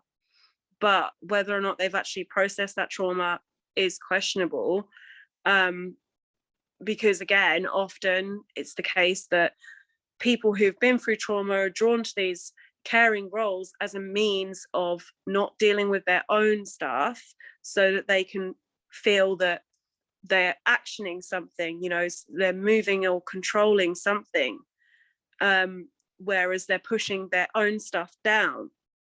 And that creates a dynamic where you have already, to a degree, traumatized people in a position of extreme power, who are then being subjected to secondhand trauma through other instances where they're having to witness probably horrific things and hear horrific things, with no access really to any kind of meaningful supervision or help in how to deal with that. It's just a recipe for disaster. Like, how can you, I just don't understand how that's expected to work. Yeah, and we see that, the social services and like CPS systems, child care systems, there's some of the most abusive systems in the world, and it proliferates in every single country, every single city, everywhere, right? And so we're seeing that this is something that's very hard to break, and it's gotten so deep in society where there's millions of children every year that go through some type of abuse going through these systems and then come out very traumatized because they're being handled by other traumatized adults, whether it's in a home that they went to where there's pedophiles that they're being basically trafficked to through these systems, or just from the workers themselves, which, like you said, maybe they're not healed from their own trauma and they're showing up and following orders and reacting from the little resources that maybe they had to heal or that they invested in. And so then we carry that. Now we have a whole, a whole nother generation of traumatized children that have to grow up and deal with this or stay in the system if they never get out. And then it just continues, so it's a big problem that we need to have more conversations about. And I know for you, going back to what you're saying, the lack of resources for survivors, I'd love for you to touch on that a little bit more, because I don't think people realize how hard it is. Once you get out, you don't really ever get out. You're dealing with so many other obstacles of trying to find representation to help you, whether it is just getting a house or getting a job, finding a good therapist, getting money, all of that. Yeah, the practicalities are the hardest thing. Like, once you've processed the trauma, that is, you can process the trauma and move forward emotionally from it, but then the practicalities and the financial repercussions are always going to be there. And the original reason of why I got trafficked, i.e. the housing issue, has been prevalent throughout. Like, it's never self-resolved, because unfortunately the way that the world is going right now is becoming increasingly more violent towards certain classes of people, who are already struggling as it is. So it just becomes more harder and harder, and then you're put into a position where you have to constantly prove yourself or prove that you are worthy of the help. That I actually don't want the help from the system. Like, I want independence. I don't want to be relying on a system to take on this kind of like almost a paternal role. Like, I want to be able to do these things for myself, but unfortunately that's the position that a lot of survivors find themselves in. And then because there isn't any representation, like, for example, with domestic abuse, you have like refuges, right? So you can go to a refuge. Trafficking, they don't have that. They do have a safe house network, but that's another podcast actually, because the safe houses are horrific. I've not been in them, but I've spoken to other survivors, one being my friend. Her testimony is horrific of what they put her through. So again, like, going to a safe house is not an option in regards to trafficking. So again, like, there's nowhere really that you can go. If you do try and approach housing for help, they're very ignorant. They don't actually understand even what trafficking is, let alone how to help you. You can't get access so much to advocacy unless you go through the national referral mechanism in the UK, which is a government system which is used as a monopolization to say like who has or hasn't been trafficked. So you have to go through this very kind of vigorous, invasive process to prove that you were a victim. Yeah, it's just, there's so many hurdles that you have to jump over in order to get any representation or help. It's, yeah, it's insane. Like, there are a few charities displaced here and there who are helpful to trafficking survivors, but they are very, very few. For the most part, they don't exist. You can go to women's centres, and even women's centres, like, again, they have very sparse knowledge or understanding of trafficking. They might be able to help someone who's in the midst of it, like in the thick of it. They might be able to help them get out in the immediacy, but they have no clue of how to help or initiate any change when you're dealing with the systemic issues that happen when you come out. Well, we know too, statistically, in general, whether it's a trafficking victim or somebody that's in an unhealthy relationship, there's statistics that show it takes the average person 7 times to try to leave before they actually do. And that's just average. Some people it could take 15, 20, 25. Other people, they could just leave the first time and never go back, right? But you're right, the support, how do you support somebody that comes to you and might have to go back because they're not ready to fully leave yet and then comes back, right? There's not that support element, and then helping, right? You don't just come out of traumatic situations that you've dealt with your whole life and not suffer some type of PTSD, anxiety, depression, even suicidal thoughts. I know a lot of people have said that they dealt with that once they got out, because that now you're trying to figure out who you are after all of that. You know, your worth was based off your body and what you could provide to somebody else through that. And now you're supposed to go get a real job and function and, you know, trust people and smile every day. That can be really overwhelming for people to even think about after they've gone through so much trauma. And I feel like that's what society does. They're like, okay, good. You're out of your situation. Go ahead. We're done with you, you know? And it's like, wait a minute. Like, these are people that were denied access to resources. Like, abusers hide resources. They don't allow you to have healthy conversations. They don't allow you to know who to go to for help or what to do. And now you're supposed to learn how to live on your own and do all this stuff. It's really mind-boggling to me. I'd love to know, because I'd love for you to talk about the work that you're doing right now and what you envision. How do we change this? Yeah, it's like, I do relate so many overlaps with coming out of trafficking to coming out of a cult, because the same control mechanisms are in place. There's a restriction of access to the external world. There's control over thought processes, behaviors, you know, normal functioning, day-to-day functioning, you know, sleep, food, all of these things are controlled, which is exactly the same environment as a cult. So yeah, when someone comes out of that, it's a prolonged process of trying to wade through all of it, you know. And there needs to be a bridge with services. I do not actually believe that services can exist as a standalone without peer support and without lived experience, because in order to have the engagement that they require, they are going to have that bridge. Like, they're just not going to get the engagement otherwise, because unfortunately, the way that services are at the moment is that they're very much geared towards like, oh, the service user's not engaging, right? Like, they're not engaging. But all of the legwork is, and all of the expectations are on the service user, not the service provider. And it's like, but that's ridiculous. How can you expect someone to come from pretty much a war zone, right, where everybody in their field of reality abused them? They've probably been failed multiple times, and then you're expecting them to blindly trust your authority. Like, that's just not going to happen. Like, that, you know, and it has to be done on an individualized basis as well, because everyone's different.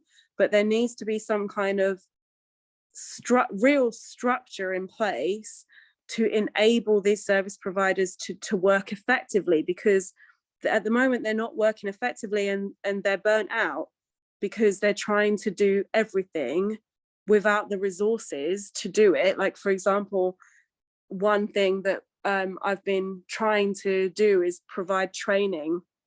Well, I have provided training to some service providers, and one of the things that we covered in that was handling disclosures. So how do you handle a disclosure? What is a disclosure? What would you recognize a disclosure to be? Because most people look at a disclosure as an over recognition of someone being abused, but actually disclosures oftentimes are not that. Like, often a disclosure could be something as subtle as you know, for example, in a homeless hostel, you have a teenager who comes up to you as a member of staff and says, look at all this money that I've got. That is a disclosure, because they want you to then ask them how they've made that money. Otherwise, they wouldn't be showing it to you, you know. And it's things like that. And it's like, how do you handle it? What stages are there to a disclosure? You know, what do you not do? Because most people freak out when they have a disclosure. They get scared and they don't know how to respond. Well, and on the flip side of it too, so one of the guests that I had on my show, her daughter was being abused by the father, and she took the father to court dealing with CPS. And the disclosure, they took this little girl, she was about 6 years old, into a room with this giant man wearing a uniform, scary room. There's nobody familiar in there, and is asking a 6-year-old personal questions. And she's terrified. Like, her abuser was a big guy.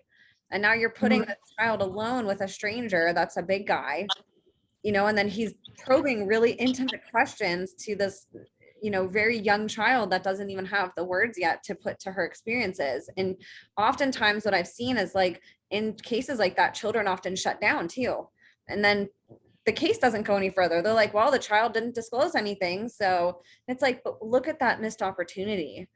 Like, where was the mother like figure going in there, and somebody opposite than the alleged abuser, and somebody that could kindly, softly, and like motherly help the child disclose whatever needed to be disclosed.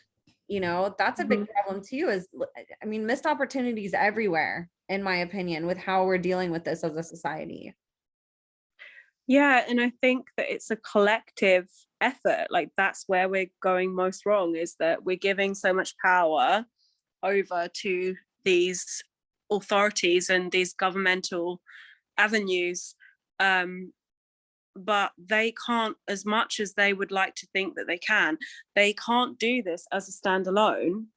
There is a slow realization that's happening now collectively, where there is an acceptance of it has to be a community, which is why you're finding that with social services in particular, they now accept that they have to have multi-agency approaches, which is a good thing and a bad thing now. Like, it can work either way, but I wouldn't disagree with it. I think that it is the right thing. It's gearing towards the right direction, but the power needs to be more equally distributed, so that there's accountability, and so that it takes the pressure also off of individual workers, so they're not just taking on the weight of everything. You know, like, one of the concepts that I was kind of thinking about with a colleague of mine is to set up hubs, like community hubs, for example. So it's literally, so what you need to really do is mimic the techniques that the traffickers are using, but for good. So the traffickers are already organized. They know what they're doing. They have a network set out already. Like, they've got all of this down. So if we do what they're doing in reverse, and we have our network set up, like, you know, just really organized of, you know, this particular hub is for recognizing signs, you know, for example, this particular hub is for handling disclosures, or whatever it is, I don't know, but you know, just to have that kind of structure in place, because at the moment the structure doesn't work. Absolutely. And I couldn't agree more with you. I think that if there's one thing that the enemy in all aspects of the world does better than the side of good, is its organization. They're very, whether you look at politics, whether you look at any other agendas in the world, or whether you look at something like this, what's happening with trafficking, it's so organized and so covert, and it's so smoothly flowing that most of the world doesn't even know what's happening. Right. And so how do we combat that? I completely agree with you. The organization we need to be working overtime. We need to be working harder than them at our organization, and getting people together and creating a network that's kind of a safe space and something that has steps to it and is a process and doesn't just discard children after they're out or after they're rescued. Mm-hmm. That it has some type of support too. It can take many years for somebody to be able to get back on their feet after going through so much trauma. And it's like just rescuing them and then being like, all right, you're rescued. Like, we got you out of that place. So see you later. Have a good life. If that's their first time coming out, statistically, they're going to go back in about 6 more times, Mm-hmm. So like, how do you, once you have that opportunity to rescue somebody or have an impact on somebody or get that disclosure, how do you ensure that they can be set up on a path to where there's not that temptation, there's not the lack of resources, not the lack of representation for them to be able to function on their own and take charge of their life again? Mm-hmm. Exactly. Like, there needs to be a really rigid aftercare package in place, to deal with, like, wouldn't it be amazing if we literally just had trauma hubs, almost like set up, of how to tackle trauma, because trauma is the most pervasive issue in society. Like, it's the reason why we have issues with drug addiction, it's the reason why we have issues with generational abuse happening, it's the reason why we have housing issues, even because most people that are homeless are trauma survivors, childhood abuse survivors. Like, if we eliminated the backlog of trauma, we would have such a different society of what we live in, and I feel like, what you was talking about just now, it just brought to my mind a quote. Like, I don't know if I get it word for word, but I think it was Bob Marley that said it. He says something like, the darkness doesn't take a day off, so I can't afford to take a day off either. Yeah. I think it was something like that he said. But how true is that though? Like, they're working overtime, literally 24 hours a day. And like, most of us are sitting on our houses saying, oh, I heard this trafficking thing is happening, but I'm too scared to do anything about it. So I'm just going to let somebody else do it, or, hey, I'm working in CPS. I'm working in child protective care. Something bad's happening, but I'm too scared to do anything about it. Or I'm too scared to be the one to make that change, when in reality, that's all it does take is one person, and like, just conversations, being able to just have conversations like this and listen to somebody like you who's sitting here saying, hey, like, I have some answers. I have some suggestions. Why is nobody sitting down and talking to me about this? Like, I can tell you what's wrong. I've been there. I know other people that have been there, and I can tell you some things on how we can start to correct this. I think too, bringing forth survivors and listening to you guys. We have people who aren't survivors or how you said, are still dealing with trauma. We're like relying on traumatized adults to make the decisions for everybody, and it's like, how do we mitigate that too? We need more people like you that are saying, hey, I'm not perfect. I'm not right where I want to be yet, but I'm doing the work to get there. And along the way, I'm discovering some answers to these questions that I'd really be willing to share if somebody would listen to me. Mm-hmm. And it's kind of crazy that they don't already like initiate that process, because how can you get people out of a situation, such a traumatic and pervasive situation, if you don't have a navigator, right? Like, you need a navigator, because we have the coordinates. No one else has the coordinates of how to get out. So like, how can you create a map? You can't, like, because where are you getting the coordinates from? Each other. Okay, but have any of you been trafficked before? Probably not. So, So who's telling you these coordinates? Oh, somebody who's, you know, working in an educational setting, or someone who's done a PhD and theorized on these things, right? So they must be correct. But that's not how we map things out. You know, we don't map things out, or exits. We don't map out exits from trauma intellectually. It doesn't work. Like, the only way to map out these exits is to combine the intellectual with the emotional processing. Because otherwise you're just going to keep hitting a brick wall, you know? Oh, that was such a good way to put that, to bring in the emotional and like the logical all into one. You know, it's like math is great. 1 + 1 will always equal 2, you know, in certain cases, but there's some things that don't have number equations, or some days you might multiply it, some days you might divide it, you know, and you need people who can see past and who aren't just logical to where 1 + 1 = 2, who understand that gray area of maybe, what if you take this and this that has never been combined? What does that equal? You know, and you're right. Like, there's such a lack of that in this conversation. We have people taking authority over a survivor's path or even a victim's path who have never dealt with it in their life, you know, and they're making decisions based off, you know, their own limited experiences, or maybe what the government is telling them to do, or somebody else is, when we should be going right to the source and saying, let's bring some of you in here and we're just going to listen. Like, you're going to tell us how we can be better. We're going to take notes and see what we can start implementing right away, see what may be a process to implement. But like, we're going to listen to people who have actually been there, done that. Yeah. It's And I bizarre. think it just, yeah, like, I think when we're talking about social work, they are so panicked, right? That, like, they are so caught up in chaos that they can't see beyond that.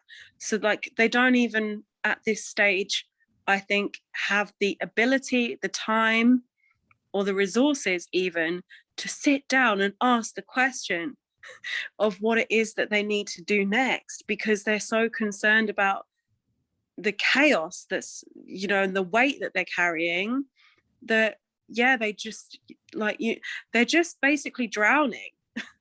You know, they are drowning, and they're trying to save vulnerable families, or, you know, vulnerable children from drowning. But how can they when they're already in this situation themselves? Yes, right. It's like, I've heard people say this in business and it makes perfect sense. And I don't know why people don't apply it to all aspects, but if I were going to go start a business, I wouldn't go ask somebody who's never started a business before how to be successful in a business. I would go take a course from somebody who's made millions of dollars running a successful business and say, how did you do it? Right. And we're not doing that with survivors. We're saying, well, based off my limited interactions with this scenario in these situations, I think we should do this, you know. And it's like, why are we taking business advice from people who have never started a business? That's exactly what we're doing in this case. You know, we're relying on people to give us answers to situations that they have no comprehension of because they've never personally gone through it. Yeah, it's just a lack of awareness. And I think that, again, it's like a lack of understanding of trauma and how trauma works, because there's this very black and white perspective of trauma, in the kind of social mindset of things, is that there's a perception that it's either someone's, you know, so traumatized that they can't function, to the point that, you know, they're just a dysfunctional human being, or there's no trauma. And it's like, they don't understand the middle ground. You know, it's only in more recent times have we even began to accept that PTSD isn't just something that veterans experience, because up until recently, that was, you know, as soon as, you know, because I have PTSD, but it's kind of dormant now. Like, I don't really deal with it day to day, but I've got the diagnosis. And whenever I used to tell people that, it was like they would be surprised, because they just would think, oh, well, you're not a veteran, right? Like, you weren't in the military, so why have you got PTSD? I read this whenever it was Veterans Day not too long ago, somebody made this really powerful post that was like, happy Veterans Day to all the mothers out there who are fighting a war being waged against them and their children. And I was like, gosh, that's so true. Like, battlefields exist more than just a traditional war, and you guys are on the forefront when you're going through those trafficking, domestic abuse, pedophilia, sexual abuse. That's a battlefield that you're fighting every day, and that is a shame that as a society, we're not giving that our attention as much as we are veterans. We should be giving them attention, but we do have to broaden our horizons on who this affects, and that it's not just it's not one demographic of people that can experience this, but it's very vast. Yeah, and it's like I've always said, domestic abuse and any abuse that originates in the home is a form of terrorism. That is domestic terrorism.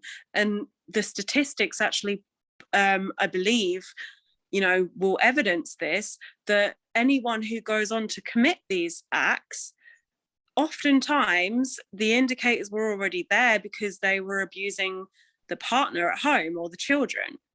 Like like we can map personalities and we can map perpetrators from very early on, because there's patterns available. Like all of this is at our disposal, but for some reason the priority of dealing with this, it doesn't sit high until it gets to a point of chaos, really, and just paranoia.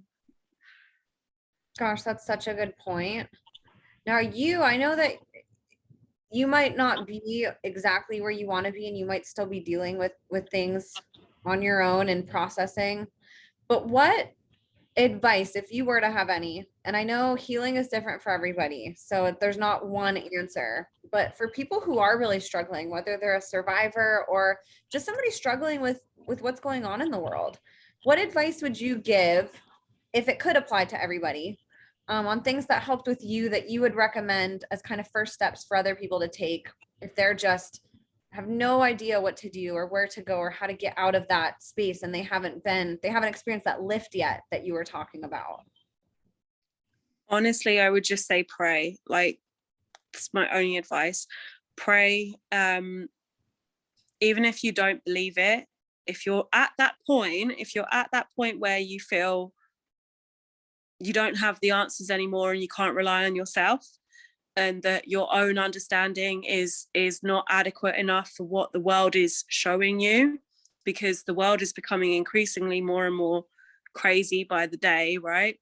It's too much of a weight for anyone to carry. If you're at that point and you're at that crux, just pray and ask for the answers. Like, that's my only advice, because I wouldn't have been able to get through what I've got through without that intervention, and it's my hope that anyone who is struggling is also given that. And it's not something that we, it's not something we have to work for. Or every other religion is like, oh, if you're good enough, or if you do this, or if you do that, then you'll be able to have this awakening or whatever it is.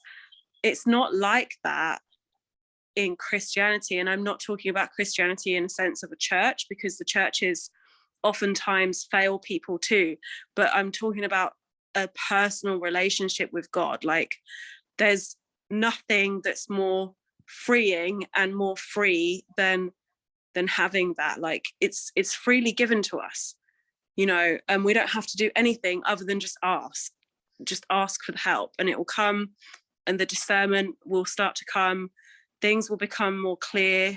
It won't be easy. Like, it's never easy to walk like through a path of faith, because you do still get trials, and you get, well, like, I'm being persecuted all the time, but it's fine, because I don't possess the fear anymore. Like, I don't feel the same level of fear at all. Like, nothing really scares me anymore, because the faith carries me through it. And I understand that there's a bigger picture. And every single time, like, even when I'm still, unsure of how things will pan out, it will reveal itself. In time, it reveals itself, and then you go, oh, okay, now I understand why this happened, or now I understand why this person, you know, intervened with this. That makes sense. And as time goes on, you build that relationship with God and that intimacy, that you understand even more. Like, things become even more clear. You know, it's something that builds. I love that answer. And it's free, right? Even if you feel like you have no other resources, that's something you can do no matter your budget, no matter where you're at, no matter the restrictions that are on you. And it can be so therapeutic to have that connection and to just have something outside of you that you can connect with and bring that trust in that there's hope, right? Because a lot of times things can feel very hopeless outside of us. Now, what influenced you to go public with this? Because you didn't have to do that. You didn't have to make your YouTube videos. You don't have to be here today talking to me. Why go public with your story and with this information? It wasn't really my decision, it was God's decision. I didn't really want to to be honest. And I'd kind of been sitting on it for such a long time. Yeah. And it was kind of like I was just getting these nudgings of, you should, you know, say your testimony. But I was just like, oh, in what context? Where am I going to do that? I didn't really know how it was going to manifest until, again, it's kind of like this process of it becoming clearer of what I needed to do. I had a conviction for the last couple of years to not do my testimony, but to just speak more about God, right? Since probably about 2018 was when it became very apparent. And I didn't really know how that would work, because I'm definitely not someone who would be able to go out and evangelize on the street. Like, that's not me. I can't do that. So I was just like, how's that going to work then? Until eventually I thought, okay, I'll put my testimony on there and I'll just see what happens. Like, if it's meant to reach people, then it will, you know. Gosh, you're so brave for doing that. Like it takes such courage. Like, I have limited things in my life that I would consider like problems, right? But it's hard even just with small things for me to go open up to somebody and like be vulnerable. And the bravery that I see from you and these other people that have been on my show, that haven't, that are out there just, you know, speaking out loud and creating videos, like, that courage is just so inspiring to me. And I can't thank you enough for doing what you're doing, because it might feel to you very uncomfortable and something that you don't really maybe even understand why you're called to do it, and probably terrifying, you know, and you get people that troll you or try to delegitimize what you're saying or want you to shut up. But at the same time, I'm sure that there's a lot of people that you know that you're changing their lives, and that I know is what your purpose is. You know, I look at all of you who are out talking, and it's like, gosh, a lot of you thought you had a purpose that was something else, and you can have dual purposes. But I look at how powerful your voices are, your courage, and it's like, gosh, if I knew that a war was brewing, like, you are somebody that I would want to stand next to. Like, nobody bowls you around, you know, and like, you are a freaking warrior, sister, for what you're doing and for the courage that you have to do this, despite the fact that you don't have to. This isn't something that you have to do, but you're going to change so many lives doing this. And it's such a wonderful, beautiful thing. And you're just such a walking miracle. And I can't speak highly enough of you.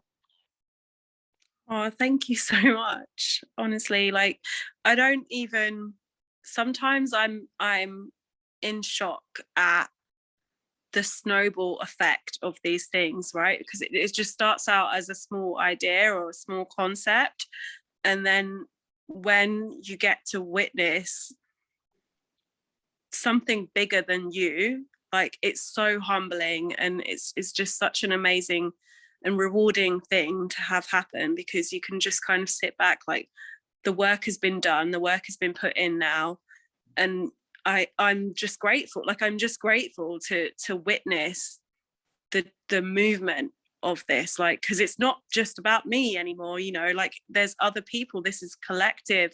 It's a collective movement that's happening, you know. So yeah, I'm just grateful, really.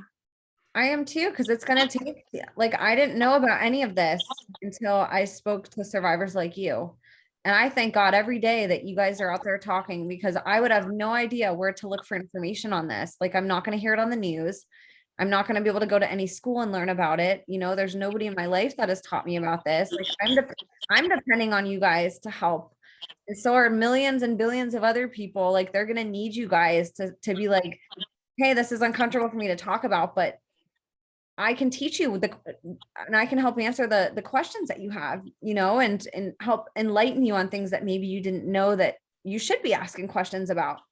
And it's just really Yeah. such a beautiful thing. And all of you in the UK, like the UK is just, I hope America sees what you guys are doing and follows suit. I've interviewed so many people on the show from the UK, and I live in America, and I'm like, gosh, the movement out there is so strong that like it's reaching the States, you know, like we're trying to follow your example at this point. And like, I hope that that's motivating to people, because if we did in America and had that same organization that you guys, like, there's so many of you stepping up now and being like, hey, like, I'm here, I'm not going anywhere, and I'm going to be loud. And it's just so inspirational for me. And I'm so honored that you chose to come on here today and share your story. Was there anything that we didn't touch on that you wanted to share? Not particularly. I mean, the only thing I wanted to do was I just wanted to say a prayer for anyone viewing, because I feel like the common thread through our whole conversation has been about tackling fear and overcoming fear. So yeah, I just like, that's just what I wanted to do. I just wanted to pray against that, if that's okay. I would love that, please. Okay. Lord, I just pray now that anyone that's viewing this, that may be coming from any kind of situation that's heavy or burdensome, that they hear the words that I'm speaking, and so too that you speak through me, and that whatever it is that you need to communicate, that you just communicate it through me. And I just pray now that anyone who's experiencing hardship in their lives, like whether it be economic hardship, emotional hardship, familial hardship, that just be shifted and moved. And I'm just getting like imagery of like sand shifting through. And Lord, we don't know your thoughts are so vast, you know, like a grain of sand is what I'm getting. And they're just so vast. We don't know what your plans are, God, but they are great, and they are for your glory, and they are for your kingdom. And we just 100% trust in your bigger plan for this movement in general, for survivors, and for anyone that's listening that feels that they're carrying a fear, that you know, if you feel like you're carrying a spirit of fear that's sitting upon your shoulders, or that's in the back of your mind, constantly worrying and anxiety and panic, you know, and overwhelm, just pray against that in the name of Jesus, that it just departs, that it just lifts from the people that are viewing this, that anything that's trying to drag people back into trauma and into the tombs of the past, that it be completely and utterly broken in the name of Jesus, by the blood of Jesus Christ. And I just pray now as well that every gravestone, every tomb that has been used against survivors in general be smashed apart, and that it no longer holds dominion. And that as I speak now, Lord, I just pray that you send out angelic assignment onto the listeners, and that this dominion that the enemy has, that the stronghold that the enemy has had, that you tear it apart, you tear it in two in the name of Jesus Christ. And that this stronghold is now, this territory is now being claimed for you, for your glory, and that the streets will be rebuilt in your name, Jesus. And that instead of being streets of ashes, that they be streets of beauty for your glory, and that everything just springs out of it, you know, just living water just springs out of it. Where there was death, I just pray now that, you know, there's new life. We're a new creation in you, Jesus. And you know, we walk through you, and our purpose is through you, and that you give new life, and the old, behold, the old has passed away.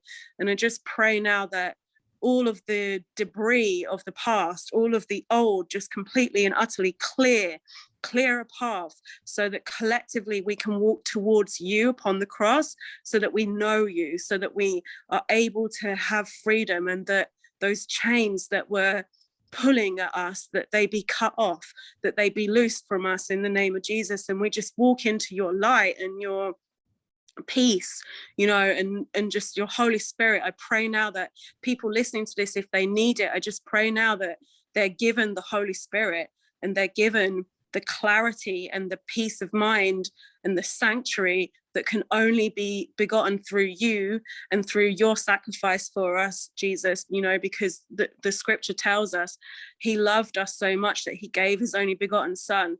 And that's not because we are condemned to our past. We're not condemned to our past. We're forgiven of everything that we've ever done, or everything that other people have ever done to us is cleared away. All of the shame, all of the guilt, all of the doubt, all of the anxiety and the fear is just completely and utterly cleared away.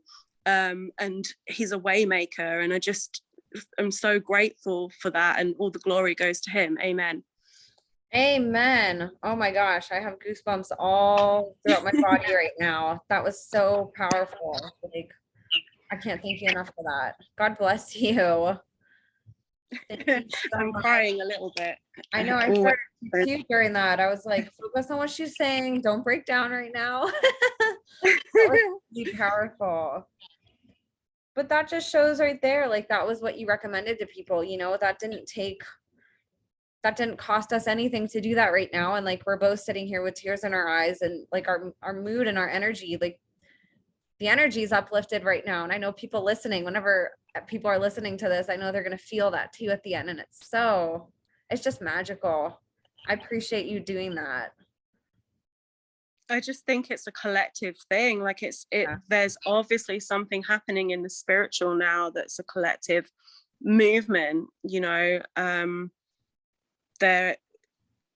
Like I just feel like I need to send you messages after this, like follow-up messages, because there's various pieces of scripture that's now coming to mind. And you know,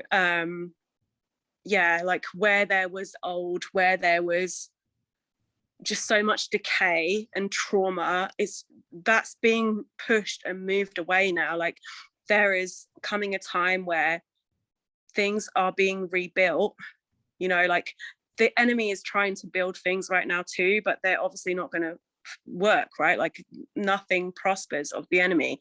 But yeah, there's just this, I think, an awakening happening, you know?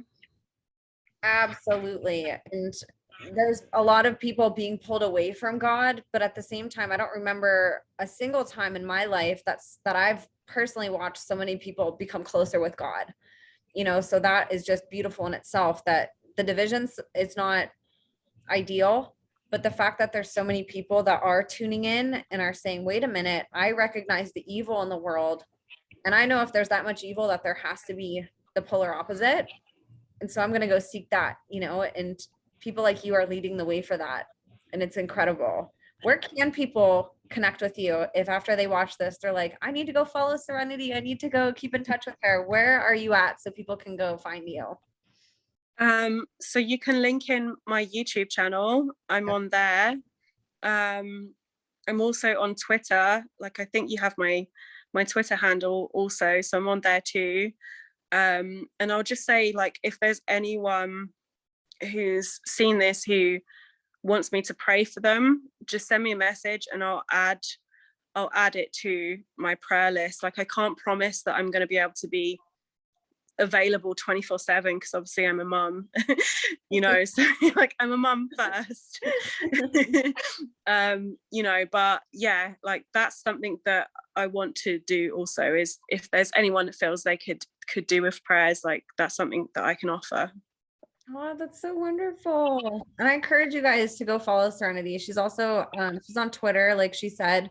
Very easy to connect with people there. You can just go comment on one of her posts and have a conversation or send her a message. But please connect with her, tell her how amazing she is, support her, lift her up, share this episode, take what you learned and go educate people. That's really like, that's the best gift that you can give a survivor, is to share their story and then to take action with what you've learned in some big or small way.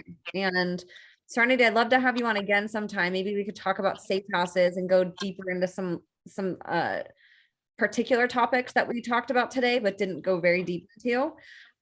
You're just a wealth of knowledge, and I think you have the key to a lot of solutions to some of the problems that we're experiencing. And I appreciate you sharing some of those with us today. But thank you so much for coming on. It's such an honor, and you're just such a beautiful, miraculous, living miracle that I'm honored to know. Oh, thank you so much. And thank you for having me on. Absolutely. And for people listening, if you enjoyed this, like I said, share, comment, subscribe, like this on YouTube if you're watching it, write us a review if you're listening on Spotify or iTunes. Material like this doesn't automatically get boosted in social media platforms. We need your help because this is what gets shadow banned and censored and deleted. So all of your guys' help helps us get these stories out, and they're really important to get out. So thank you so much for everybody listening. Join us again next week, and God bless you all. Serenity, thank you again for being on today. Thank you. We'll see you guys next week.